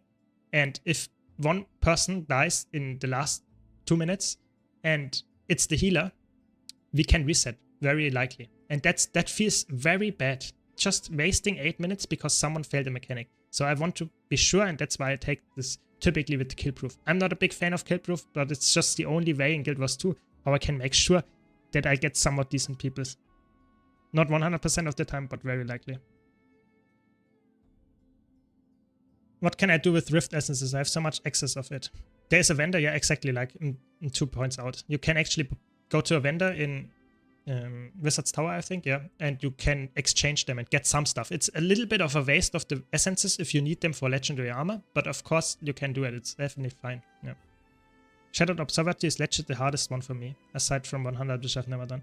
I think 100 is not that hard either. I think 100 is only hard because people just fail to do a lot of DPS. 100 is the only fractal where I would say if you have very good DPS, it's very easy. If you have low DPS, it's extremely hard. So I think that's the problem. That's why I don't run it typically in my fractal runs, because I fear that my other people, my other party members are not doing enough damage to actually make it easy. That's the reason. Yeah.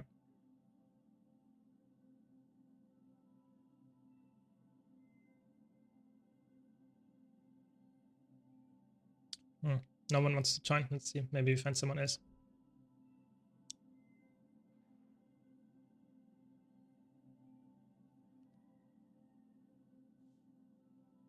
I guess if no one wants to join, I can go for some more roaming.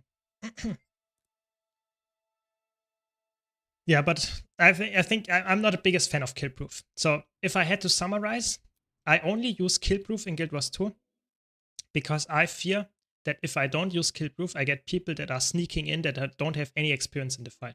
And that's not what I want. I want to have people that are experienced and they don't have to have 100% of the benchmark DPS. That I don't care that much. I just want to have people that are somewhat capable of doing what they need to do in the fight. That's the truth here. That's the truth.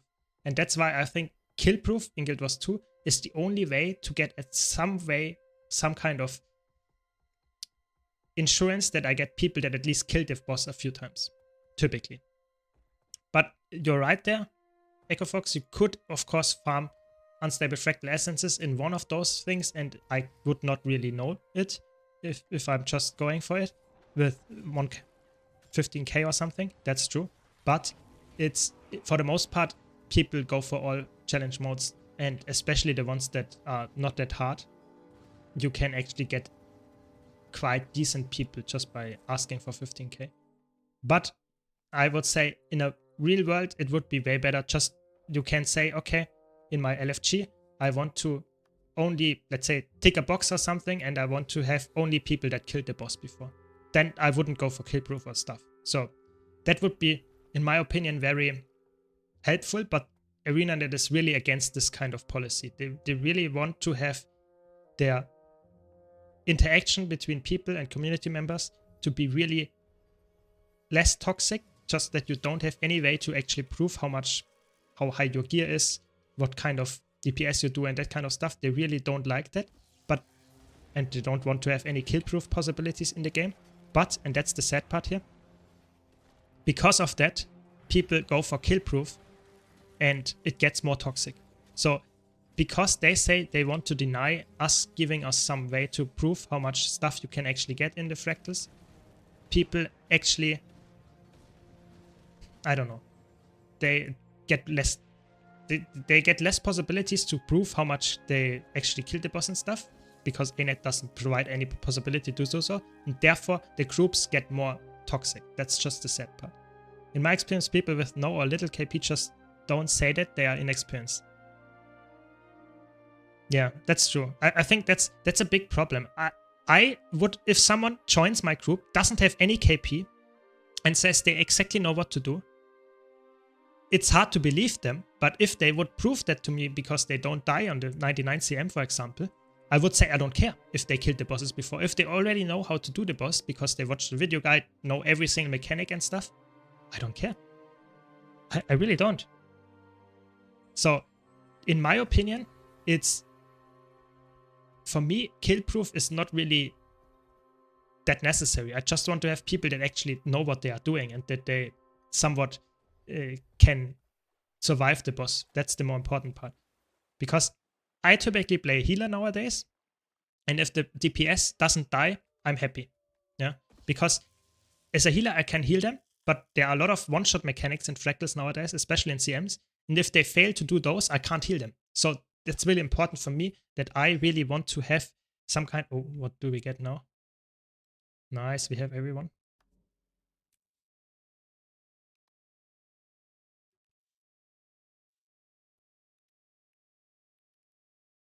Yeah.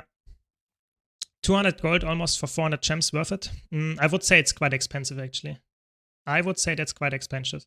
But if you really need something right now, then it's probably the best way to do it right now. So I think it's always, I would possibly say 200 gold for 400 gems is quite expensive, but sometimes you just have to do it. Yeah, if you need the gems right now.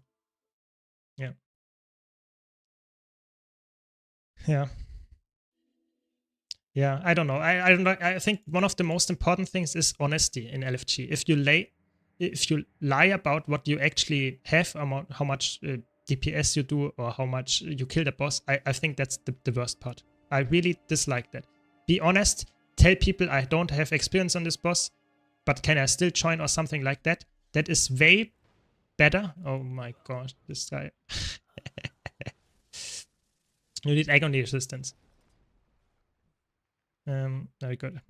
So we have an Alacrity DPS, then I play Quick Support, very good. Yeah, but like I said, in an ideal world, I wouldn't use Killproof. That's just my take. I wouldn't use Killproof. I think Killproof is unnecessary if the game supports some kind of, I don't know, just in-game feature that gives you access to see if a person actually killed it. You can do it with the titles and stuff, but I feel like I don't really care if people killed it, if they or got the title with it. I just want to have people that actually know what they are doing. And typically you don't even need a title for that. Title doesn't prove anything. There might be people that have the title, they bought it, whatever. They don't have any knowledge about the fight. That's just the truth.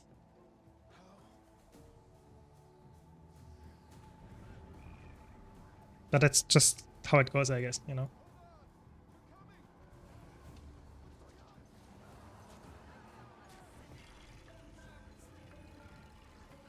Yeah, but like I said, this fractal, I don't really like it that much. That's why I always start with this one, because if the party fails on this one already, then I know, okay, this is probably not gonna work out.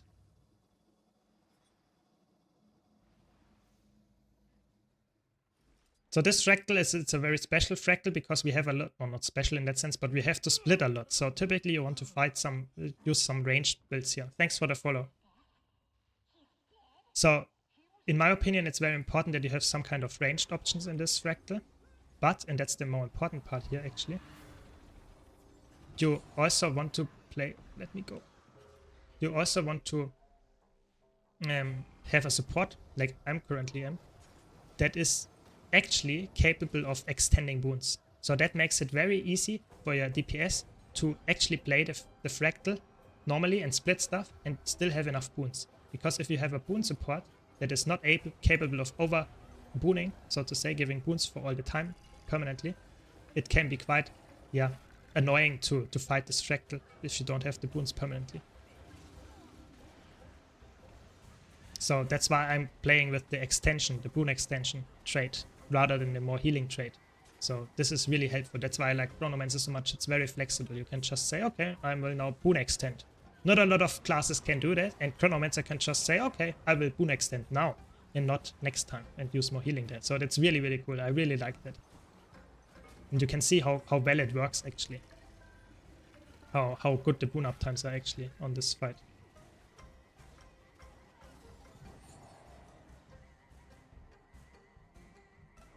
Again, just splitting. I have less healing and less Condi cleanses for sure with this because I lose this trait. But it's definitely, in my opinion, worth it on this fight because there is not enough pressure to make it worth over the boon extension. So if you know what you're doing, boon extension is the way to go here.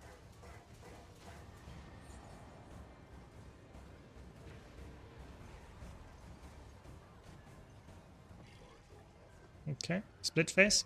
That's why I also like to play Chronomancer and not, for example, something that is very tanky. You have to deal some damage to these ads. If you don't deal enough damage to those ads, you actually have somewhat of a problem. You have to kill them in time. So that's why Chronomancer is quite decent as well. I like to play Dagger with that for that reason.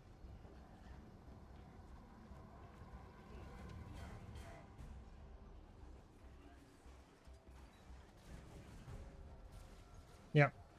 If there are any questions also to fractals, please let me know. I'm always happy to answer them. Of course, I try to concentrate on the fractal as well and not feed here, but I'm always happy to answer questions if there are any.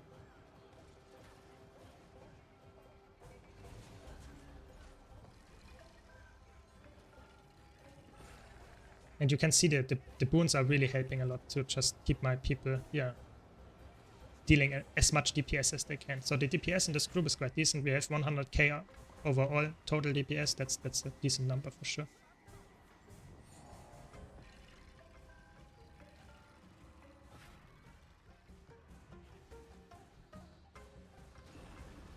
Very good. But like I said in my DPS, or not, on my fractal tier list, I really dislike this fractal. I think it's too boring. It's not having any interesting mechanics. And in my opinion, also the challenge mode is not that exciting at all. I don't. Yeah, Arc DPS is not broken. You can just use it. That's the good part. After the patch. I think it was never that broken in the first place, but they now fixed it anyway. So just use it now. It's completely fine if you want to have CO DPS. No, don't stand in there. That's also something. If you're a new player and you do this fractals, please don't stand in the AoEs. It's not because they hurt you, it's more because they apply boons to the enemy, and that makes it very annoying to actually fight the enemy. Yeah. How long does it take to get the Sky Scale from Soto? It's actually quite fast. If you want to spend money, or in-game gold, I actually did that because I did not want to grind the achievements. It's actually doable in a day or something.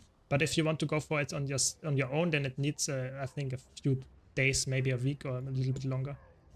Depends how much gold you want to spend. So if you want to spend some gold to get it done, then the best option is Soto, and it's quite fast. If you want to grind it yourself, then you have to wait a little bit longer, but it's still doable in 1 week or a little bit more. So it depends how much gold you want to spend. That's the short answer here. I know you said to not rely too much on Discoti's website, but it breaks my mind. The ranking system put HFB as very easy to learn and easy to master. Yeah, the reason why they put it there is because it's in fractals. If you pre-stack as they normally do, you don't even have to position yourself correctly in the fight, because you can just pre-stack beforehand and then it's fine. That's why it's quite easy for them to say, oh, it's a very good build to learn, because you can just pre-stack and then after that you can do whatever you want and you will be fine. But I personally disagree with that statement. I think Firebrand is quite hard to master. It's, yeah, I don't know. Just my take here. I would not start with Firebrand if you don't know anything about a fractal and the fight, how it's actually working. I think it's a bad choice here. Yeah. Was broken after the bug fix patch. People got instantly deceived. Ah, okay, I didn't even notice that because I just logged in after they fixed it and fixed the thing. Okay, I guess that makes sense then.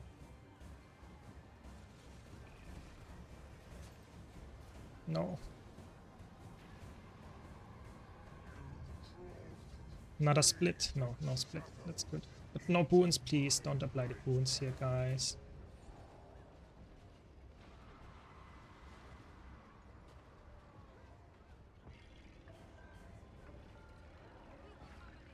Okay. Don't jump, please. Don't jump. Yeah, we did it. Very good. I played HFB and I sucked at it, so let's say I believe you more. Yeah, I mean, I wouldn't say... The problem is a lot of people see, oh my god, I give quickness with this. For example, with the mantra.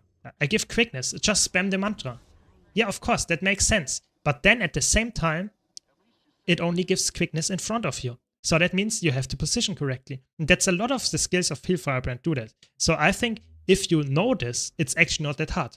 But if you don't position yourself correctly because you want to heal, you want to avoid an attack or stuff, and you don't think about that all the time, that you have to position yourself correctly, then it gets really obnoxious actually to play Firebrand, because it makes the fight way harder than it needs to be, because you have less quickness uptime, you have less healing uptime and so on.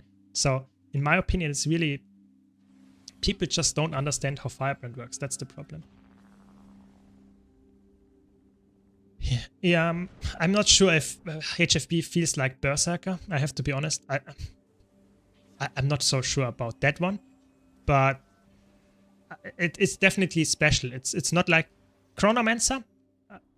I mentioned this often. I think Chronomancer has a very low skill floor. You can just get into playing Chronomancer and you will be somewhat fine. Yeah, just pressing the rival buttons.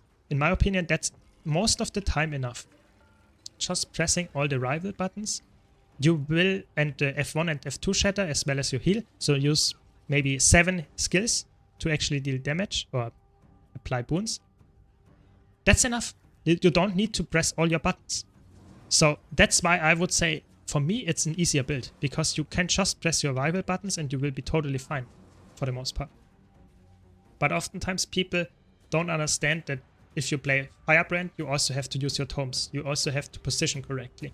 You have to swap your utility skills to actually have stability and that kind of stuff.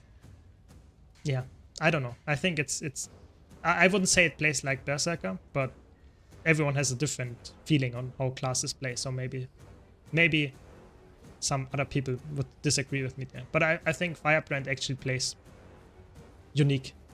It's the best description, yeah. There we go. A lot of buttons fast? I don't know. I think Berserker doesn't have a lot of buttons. Berserker just presses the weapon buttons and then presses the... What's it called? The F1, the burst skill. Yeah, the burst skill, that's what it's called. So Berserker, in my opinion, just presses a few buttons, yeah, but presses them very rapidly. And Firebrand presses a lot of different buttons, and not that rapidly for the most part. That's just my thing, yeah. It's just F1 all the time on Berserker. Doesn't really matter which kind of Berserker you play. In PvE, it's always the same.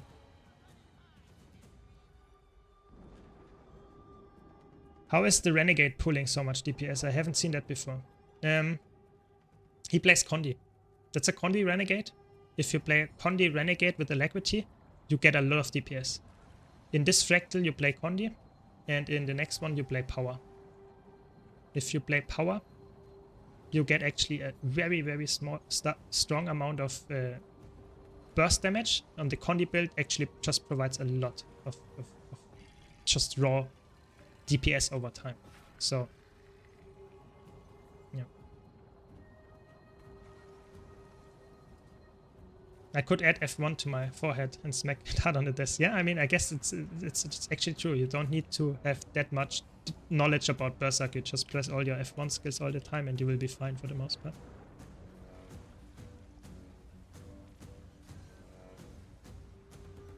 Nice, we got the side CC. So if we have enough DPS to actually make the side CC work here, so that's why I'm going for double Moa here. If you don't have enough DPS, it's a waste. But if you have enough DPS, you can see our group does decent amount of damage. That's why I like to go for higher kill proof, because then I'm sure our group actually probably has people that are somewhat decent at the game and deal enough damage to make that work. Because DPS and fractals is really, really helping a lot. Just speeding things up. You can see our DPS is again very good.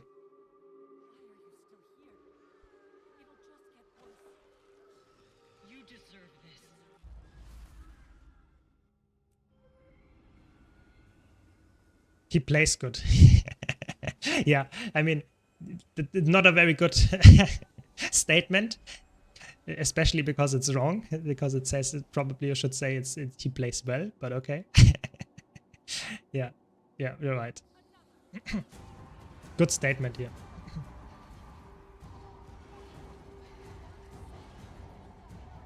Just want to make sure maybe we don't side CC here. Just want to provide my group with enough support.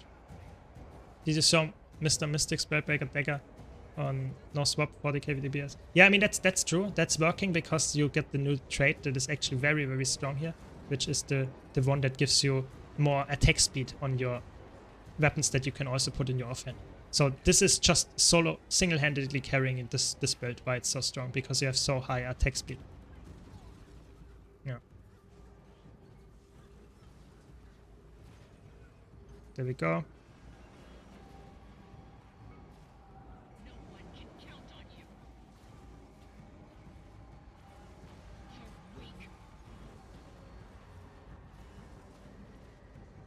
Yeah, so as a support here, you have to have a lot of CC. So that's very important in this fractal. Having a lot of CC helps immense.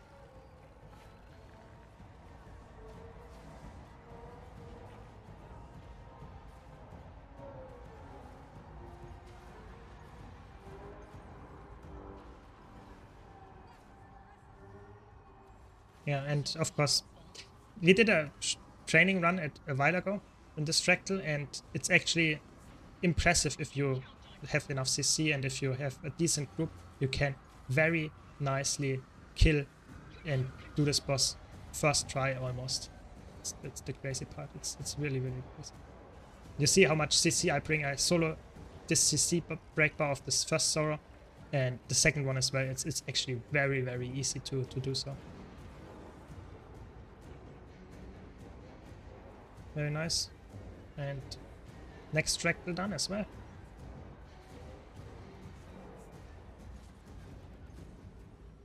Yeah, decent group. I like it. I like it.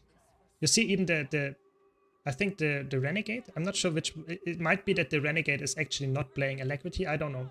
Either the Spectre or the Alacrity provider is the Renegade. One of those is actually providing Alacrity. So, doesn't matter too much. Yeah.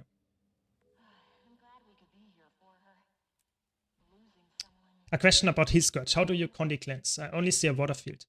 So, Condi cleanse on Heal Scourge is actually very easy because every time you apply barrier with the trait, you also cleanse a condition. That's a trait that you have. So every time you apply barrier, which you have, I don't know, 5, 10, something like that, something between there, amount of things that you can apply barrier, everything cleanses condis. So you have immense amount of condis. And you have, of course, your F2, which also applies cleanses condis. So it's insane. You have immense amount of cleanses. Signet of Humility is such an awesome skill in every encounter that needs to see. That's true, and especially on Chronomancer because you can double cast it with the Continuum Shift, which is obviously insane, just that you can just double cast your skills. Yeah. Okay, so I try to pre-boon here as much as I can.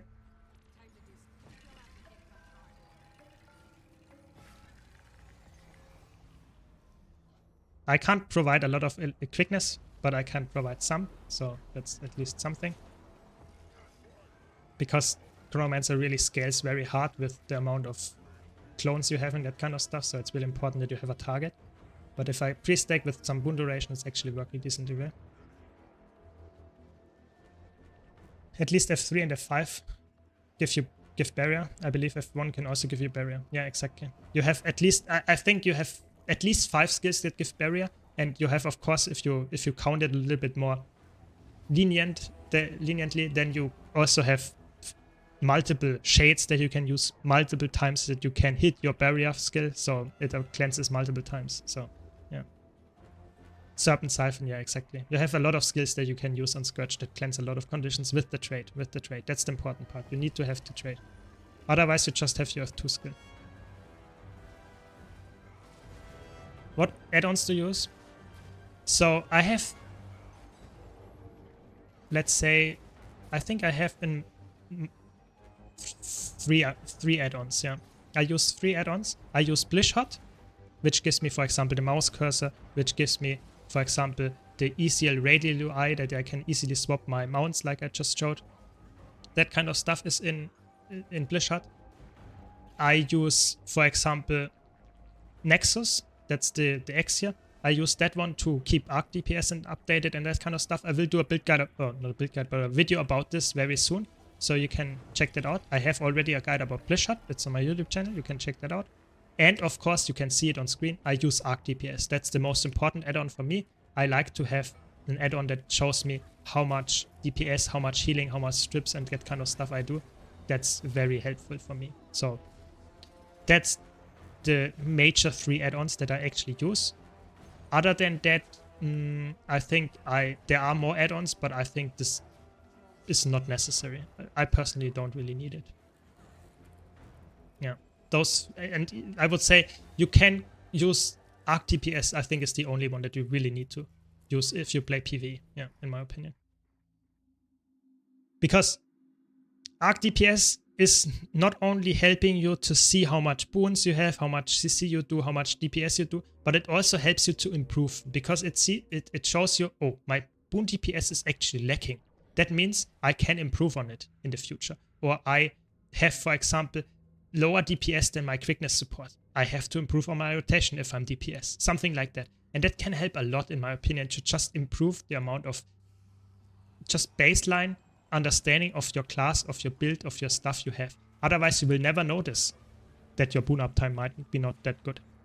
Stuff like that.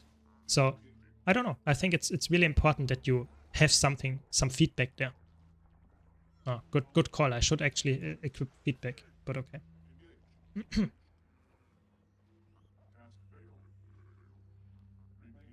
Yeah, so that's my take here. But I don't know. I think Guild Wars 2 can be played perfectly vanilla without any add-ons. It's actually not necessary to have any add-ons that help you in the game. But I would say Arc DPS, for me, Blishart and Nexus help a lot. And they are perfectly legal as well, so don't worry about that. But there will be a guide about Nexus in the future too. So this guy does so much damage, it's actually insane. Nice. Now we need a lot of CC. This fight is probably one of the most messy fights that exists. Together with Arc probably. Those are the most messy Fractal fights out there. Just because they are so insane how much visual clutter is going on, and you also skip all of the mechanics all the time. It's actually crazy, I would say. So that's why I would say Echo Fox, by the way. I would say this is one of the Fractals where I would say it's actually quite annoying to explain to people, because there's so much happening and you skip so much stuff. So I don't even know if I wanted to explain all this stuff, or if it's unnecessary because we will skip it anyway. So this is really in Arc and Art de Savari. Those two fights, they are just, I don't know, at this point they are so power grabbed. You skip almost all the mechanics here. I don't know, it feels quite crazy to explain to a new player what is happening, because 70% of these attacks we just ignore by having stability, and the rest of the attacks we either skip or we, I don't know. Yeah, you see, this time I wouldn't even have to GG just to make sure I did, but we didn't even have to because our DPS was good enough. So sometimes you can't read here and then we will be done faster and I don't even have to GG. I don't know. Sometimes it's, you don't know. I'm better safe than sorry. That's why I GG'd here. Because you can skip the bomb mechanic by GGing here. That's the reason for that. The party was quite fast as well, so we can just wound them up again.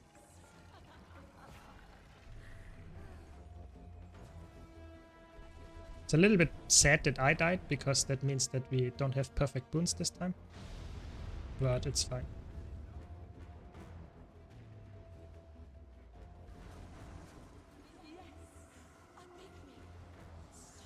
Good job.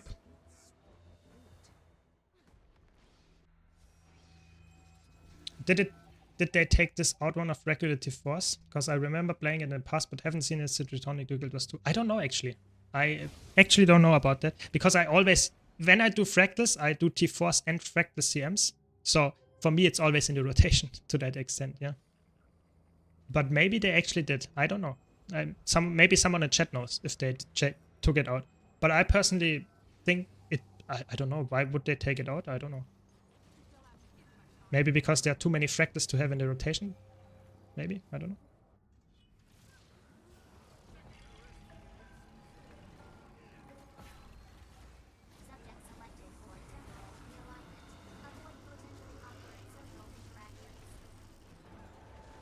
Okay, at 80% you skip the first attack again. So 80% is the phase. So if you get this phasing before the attack, it will also skip. So there are so many things that are actually skippable in this fight as well. It's actually crazy. Again, 70% this guy phases, so you just need to get it to 70% and you will be done as well. We will get that for sure. So next phase happening, and then 50% is the next phase. So every 10 to 20% there will be a phase. So that's why this is, again, very hard to explain to a new player, because there are potentially a lot of mechanics that happen, but most of them you can actually skip, which is of course very, yeah, just insane if you can skip all the mechanics all the time. Yeah, I don't know. Fractals are in a weird spot. I think Fractal CMs are actually very fun. I like them a lot, but a lot of people actually don't really do them a lot. That's the sad part here. There are not a lot of people that actually do fractal CMs. Yeah. Shattered Observability was just the T4 daily yesterday. Okay, that answers the question. I did not play fractals yesterday, so I can't tell you that, but makes sense then. Yeah, then it's still in the rotation. Yeah. I mean, I think a lot of there are so many fractals now that you don't even have to do all of there are not a lot of fractals always the same. I think the only day where I really don't like to do is Lonely Tower, Aquatic Ruins, and something else. That's the worst day for sure. I really hate this day. But other than that, I don't mind too much. Siren's Reef, yeah. I mean, does the day exist? Lonely Tower, Aquatic Ruins, Siren's Reef? I mean, that sounds like the most sadistic fractal daily ever. I don't know. Sounds horrible. I don't even know if this day exists. I hope not. Because that one I would skip without a blink. Always.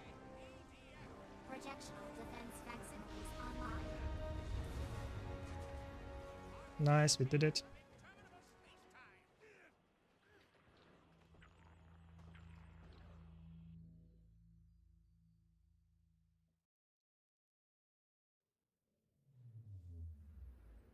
Sorry that I can't explain every mechanic here because it's just too fast-paced. It's just not... I will not be able to explain every mechanic in a fast-paced fight like this one. So I have to do it very slow, maybe in slow-mo in a video. But I'm not even sure if it's necessary. A lot of people just ignore most of the mechanics, so I'm not sure if it's really necessary to explain all of them here. But if you have any questions, please let me know. I'm always happy to answer them. Why we did something like that, why we typically do that, please let me know.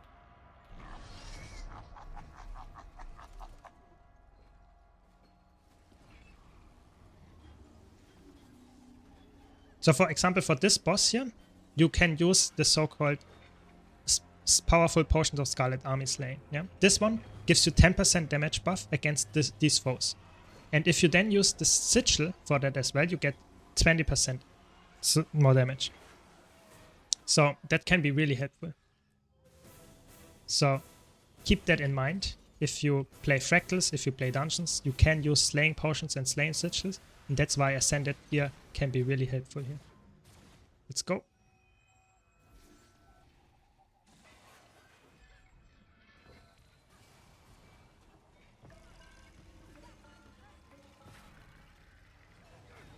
It's so fun, Fractals. You pre-stack and you instantly kill the first phase. It's actually crazy.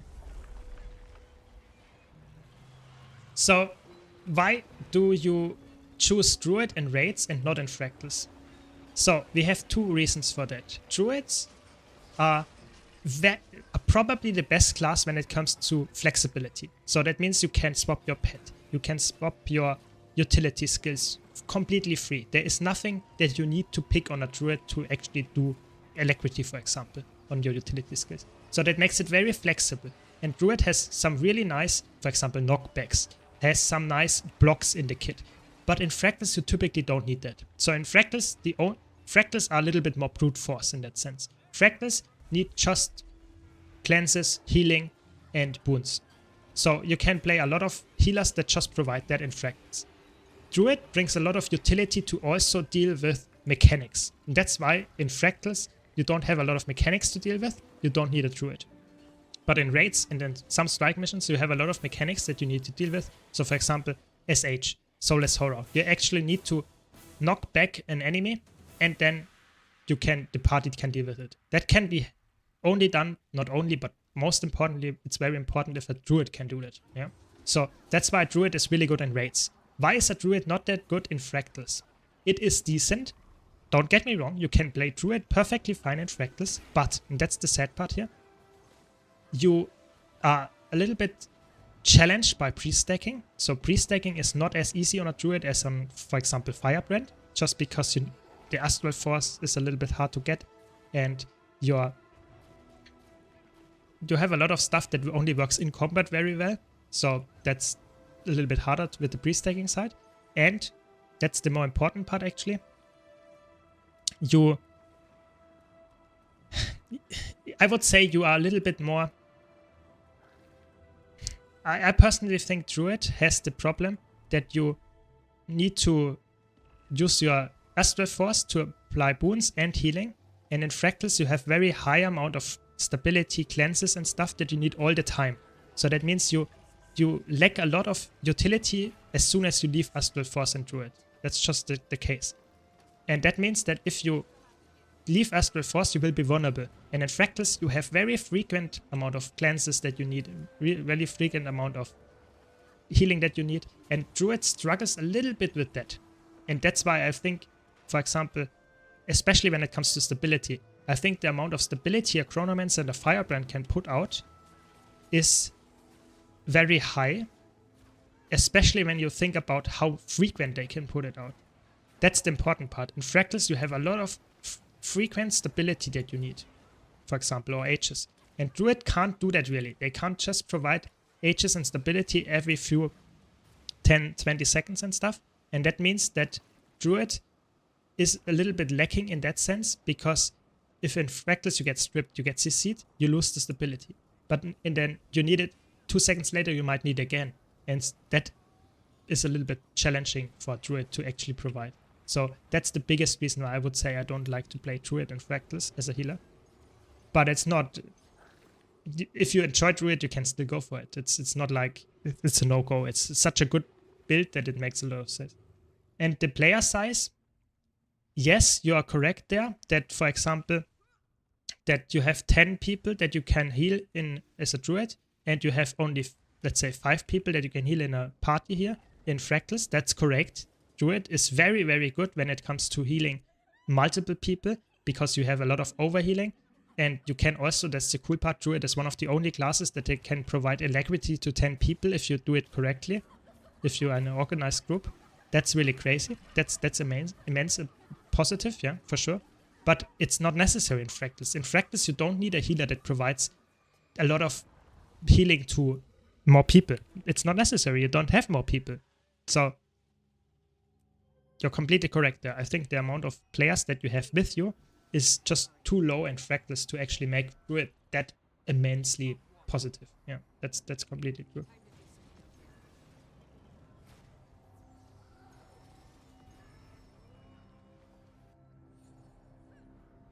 Let's go.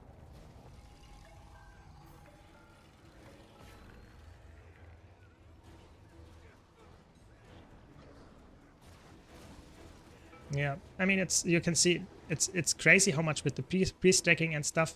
Also, the damage is very nice from my dagger Druid, not dagger, but my weapons here on this build, and I have a lot of utility for Fractals. So I think that's the interesting part. Fractals and raids are, to some extent, yes, they are PvE, they are instants, yes, but they have other requirements when it comes to usefulness.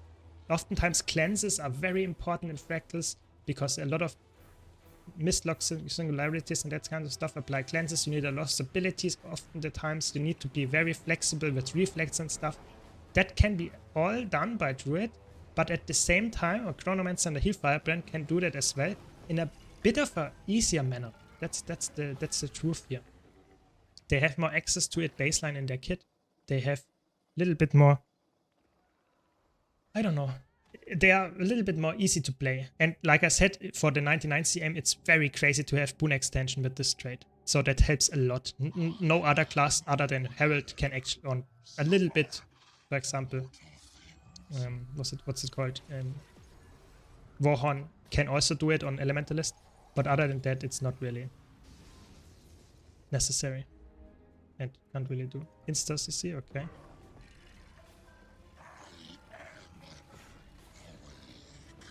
So I can't Insta CC alone, but if someone helps me, you can see we get the Insta CC on the break bar and instantly get them to 90%, which is obviously really helpful.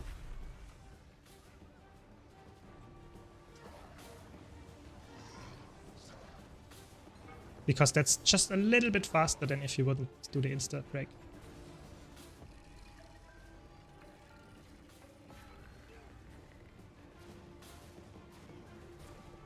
Yeah, don't forget, there are drops currently ongoing on Twitch, so if you're on YouTube, be sure to check out my Twitch as well. We have 2 more days left for drops. You get some nice backslot expansion if you just watch a little bit of Guild Wars 2 content creators on Twitch. Really, really helpful. For every type of player. Backslot expansions are always great, so don't miss out on those.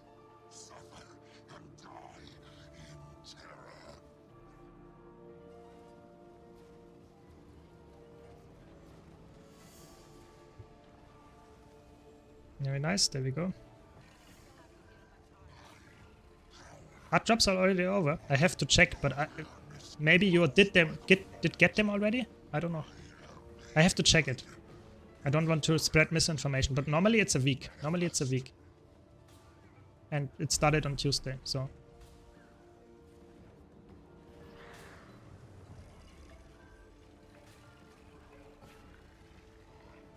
Oh, they ended 1 day earlier. I mean, that's just a typical ANET thing then. They just always have some kind of problems with modern technology. I don't know. It seems really weird. I guess then, I don't know. I'm sorry then. I don't want to spread misinformation then.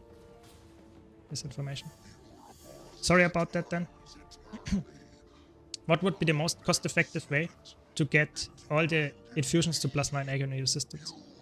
You can just get the agony +1 resistances and buy it from the vendor. I can show you after this fractal run. There is a vendor that you can get in the Mistlog Observatory or in the fractal lobby. And there you can just exchange the +1 infusions to +9s, and this will be the highest amount of efficiency, so to say, that you can get.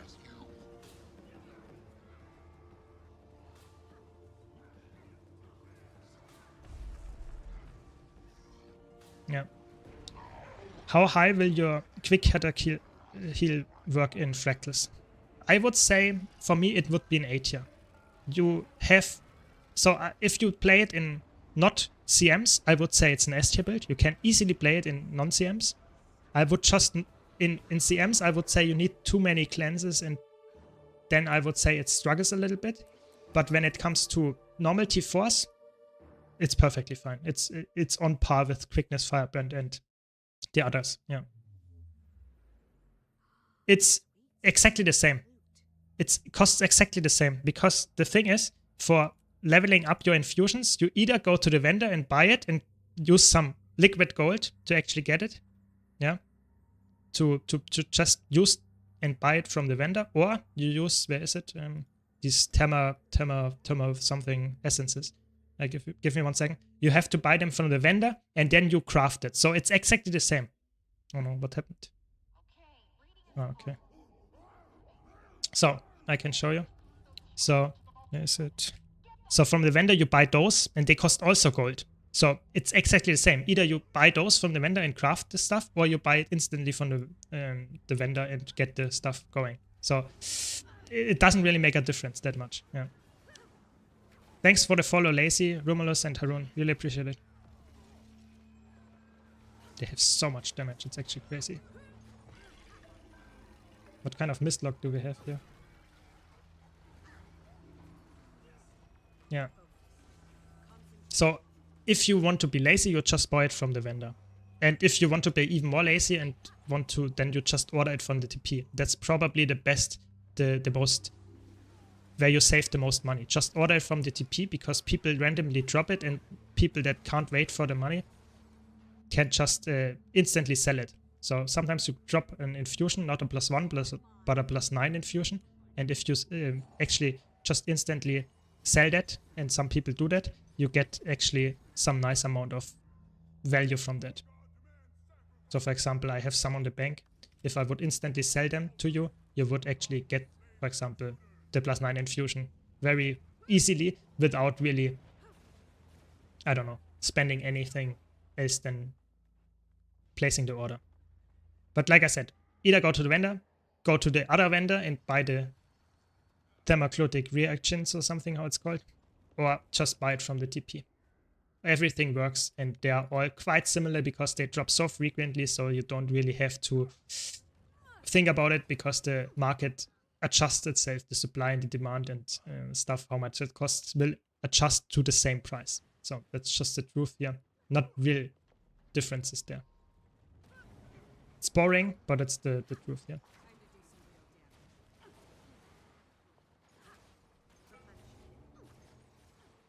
But like I said, if you want to min-max, I would probably just save up my own and go to the vendor. And do it whenever you have your inventory full and exchange them. That's what I would do, or that's what I'm doing. And then I save it and maybe I sell it, maybe I use it for a different character. I don't know. No orb anymore there.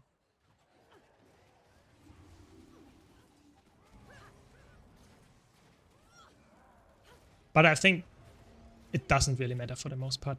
The amount of money that you save is minuscule.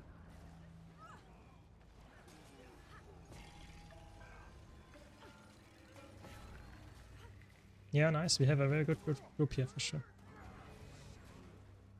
Because someone already went ahead to actually skip to the end boss. So we can skip here.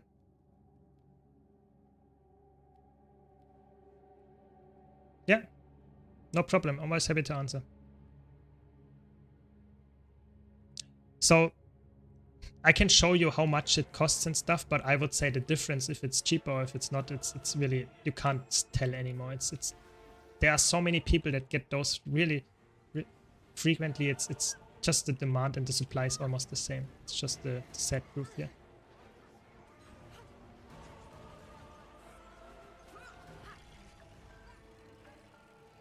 How good is Condicron on fractals? I would say it's really good in 99 and 98 CM. Other than that, I would say it's just not on par with the other supports. Just the reason for that is you typically Condi in T4 fractals and that kind of stuff, it's just not working that much because you want to burst the enemy down. You have so many phases, the enemies don't have that much health. So Condi is just not, the ramp up time is too slow for that. But in 99 and 98 CM, so Sanqua and Silent Surf, those two are actually, there it works very well because you have nice frequent attacks from the enemies, you have somewhat less phases, you have ranged baked into the kit, all that makes sense for Condi Chrono. But on the other fights, I wouldn't go for it, to be honest. I think it's a very cool build because it has some nice boon access that normal Chrono wouldn't have, normal power support Chrono, but it's not working that well in fractals for the most part. That's the sad truth. What is the last fractal of the day? Ah, it's a snowblind.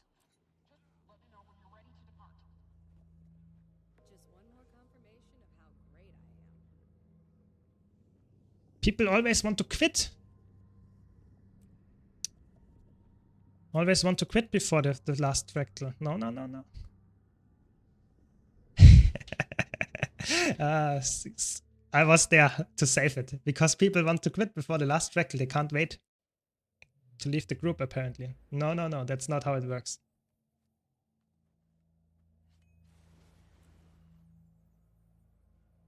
Very good. I don't know. I think fractals, especially those rotations, it's really fun. I really like fractals. I played it for years now, and I still do it. It's really. I'm just a fractal enjoyer. I'm not. I don't know if you're a new player. I think that's a very good goal to get into fractals, getting higher level fractals and stuff going. It's a good goal. I really would recommend it to you. It's also a very good gold farm. I mentioned it in my gold guide. Top 10 gold farms in 2025.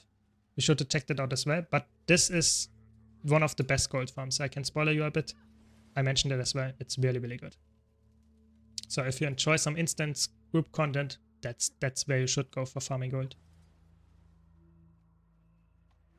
I find it annoying to get into CMs as a newbie. Not because you can't find groups, but because you simply suck. Yeah, I agree. That's the biggest part of getting into fractal CMs is finding the start. The start is really hard. As soon as you reach, let's say, 3 to 5k essences and you have some experience in all the challenge mode, you will be good. It will be a little bit slower than with, let's say, 15k, maybe even 20k groups, but for the most part, the beginning is the hardest. I think they should solve that issue and maybe find it a little bit making, I don't know. I don't know how they could solve it, but getting into fractal CMs is the hardest part, and that's why a lot of the people that actually play fractals are not playing CMs. I think 90% of the fractal players are just playing tier 4s, and that's it. Even though the CMs are not that hard, it's just hard getting into them. That's the sad truth here. So yeah, I totally see that point. But like I said, I think it's definitely worth to get into fractals, even if you're not getting into the CMs. I think even the normal mode fractals are very worthwhile to get in. They give a lot of gold. They are very fun and just a very good time investment, in my opinion. Because they are so fast paced, you know, it's just to jump in, you do your fractals and you are done. If you are in a fast group, not even half an hour for the T4s. Amazing.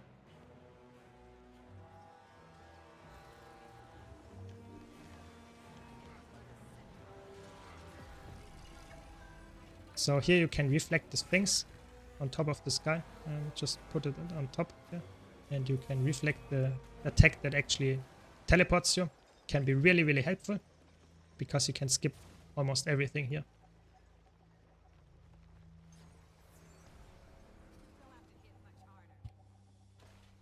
Again, this end boss is Son of Starlight Sailing, so you can just use those potions and get 10% more damage here. If ranking instance content from D to S tier, how would you rank them? Fractals, I would rank them in S tier. I would say overall fractals are really, really good. I really like fractals. I would say personally they are less fun with the latest releases. I think the latest releases in fractals are a little bit... I'm not the biggest fan of the new fractals that they released. Lonely Tower, Silent Surf. I'm not the biggest fan of them. But other than that, I would say they're really, really good. I think it's a very fast-paced, very nice daily content, endless grind. That's what I like, yeah. So I personally think it's a perfect instance content for me. Maybe I don't know. I like 10-player content maybe a little bit more, just because I feel like in 10-person squads it feels like you even have more stuff that you can do. But I like the fast-paced content where you can just skip a lot of mechanics, you can do a lot of damage and just really shut off your brain for the most part and just kill the boss, and I like that as well. So I don't know. I think that's why I would probably put fractals in S tier. But I'm a fractal simp, I have to be honest. Yeah. Just such a good system. Yeah. But I don't know. I think it's also carried by the combat of Guild Wars 2. So if you just look at how much I like the Guild Wars 2 combat, then it would definitely impact that as well, for sure.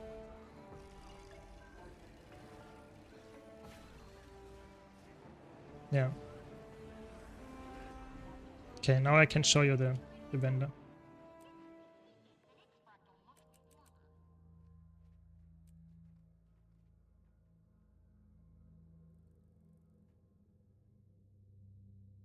What's the reason why you don't have boon table below Arctibus?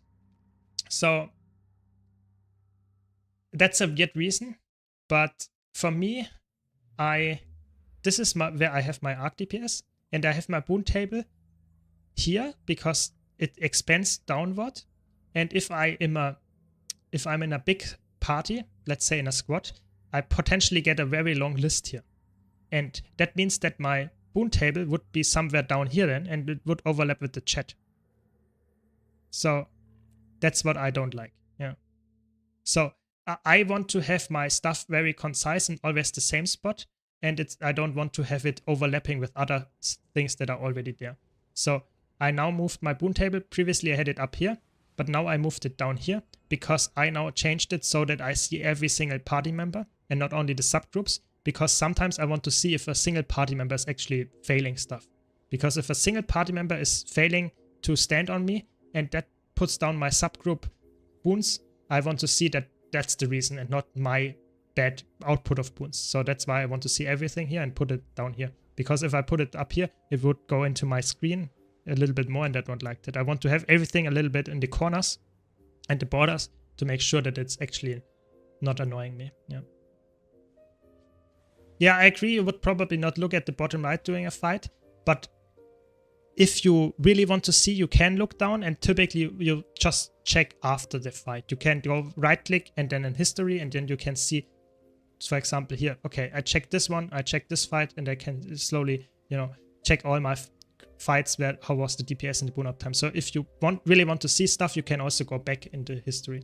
So if you have the Mistlog pass, you can also just go to this guy, infuse 5959, and then you can exchange it here for the +9 infusion, 256, +1 agony infusions, and 3 gold, 81. Yeah. So that just costs gold. If you want to go to and do the crafting, I can show you. You go to your Artificer and you actually go to the active Artificer. Yes, ArcDPS is working again. It's working again. You can just download ArcDPS, the newest version, and it works. Yeah. And you go to your Artificer and go for Agony. And then you can craft the +9 infusions. Where is it? Not here. But you can, for example, craft +7 infusions and whatever. And you just have to always upgrade +1s to +2s, +2s to +3s. And every time you need the thermoclitic catalytic reagents, and it just takes time and you need to buy those anyway. So you have to go to the vendor, get those. They cost gold. You need a lot of them. So that means you will in the end need the same amount of gold and it takes more time. So that's why I always go to this vendor here and buy it from there. Yeah. I thought about getting ArcDPS and boon table, but I'd probably get really toxic if I, for example, Fractal CM veteran with 10k DPS or boon 50% boon uptime. Yeah, I think having ArcDPS is making people toxic at some point, but I use it all the time and I really try to just not ride people. I don't want to be toxic at all. I just want to see how I am performing. That's the only reason that I use it. I want to see how I'm performing, how my boon uptime is, how much DPS I'm doing. That's for me. I really look only for me. That's the important part. Nobody's answering this question in the map. Commander and Dragon's stand keeps referring to specific people as elite. What does he mean? I don't know. I think elite means just people that want to be really good. I think that's the people that are really try-harding stuff. I think that's what is meant with elite. But I'm not sure if the commander also means that or if something else is meant by that. I'm actually not sure about that.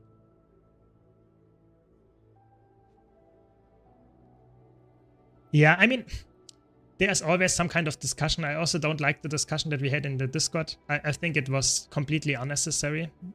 I hope it's now solved, but I think it's important that we are friendly together. I think if you have a nice community and someone says something mean, then that will be very bad, even though 99% of the community isn't friendly. So I think it's very important that you really try to be helpful and friendly. So if you install ArcDPS, I would highly encourage you to do so, just to see how much DPS you're doing, how well you are in general doing in the fight. But I would never say, oh my god, you're playing quick DPS and you only have 10% of your normal DPS. What are you doing? I think you should never be someone like that. It's really important. We all play the game, we want to have fun. If you see someone is really bad in the boon uptime, just write a friendly but constructive criticism and say, oh, your boon uptime is really bad. Maybe you should improve on your gear, or maybe you should look at your rotation again. Be friendly. You can ask for more boons and stuff, but don't be toxic and write, oh my god, you're so shit at the game. Never do that. It's really important. I think that's really important. Do you have a video about how we can get ascended trinkets? I have a video about that, yes. I can show you. I send you the link in a second.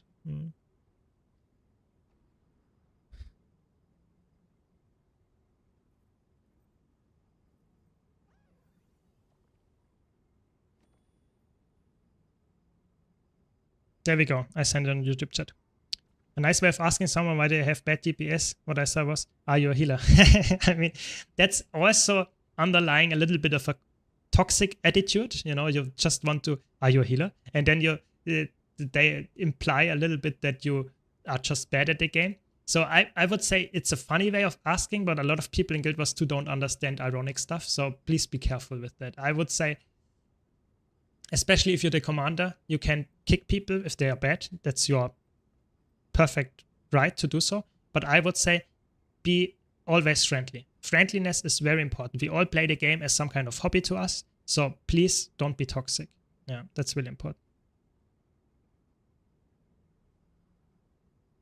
Yeah, exactly. So always be friendly. Don't say mean stuff, especially in Guild Wars 2, because if you use some gamer words in there, ArenaNet is very strict in banning you, so please be careful with that. And I guess with that, I will also end my stream for today. I hope you had some fun. We had some nice discussions. I really enjoyed it. And I wish you a very nice Sunday, and I hope to see you around.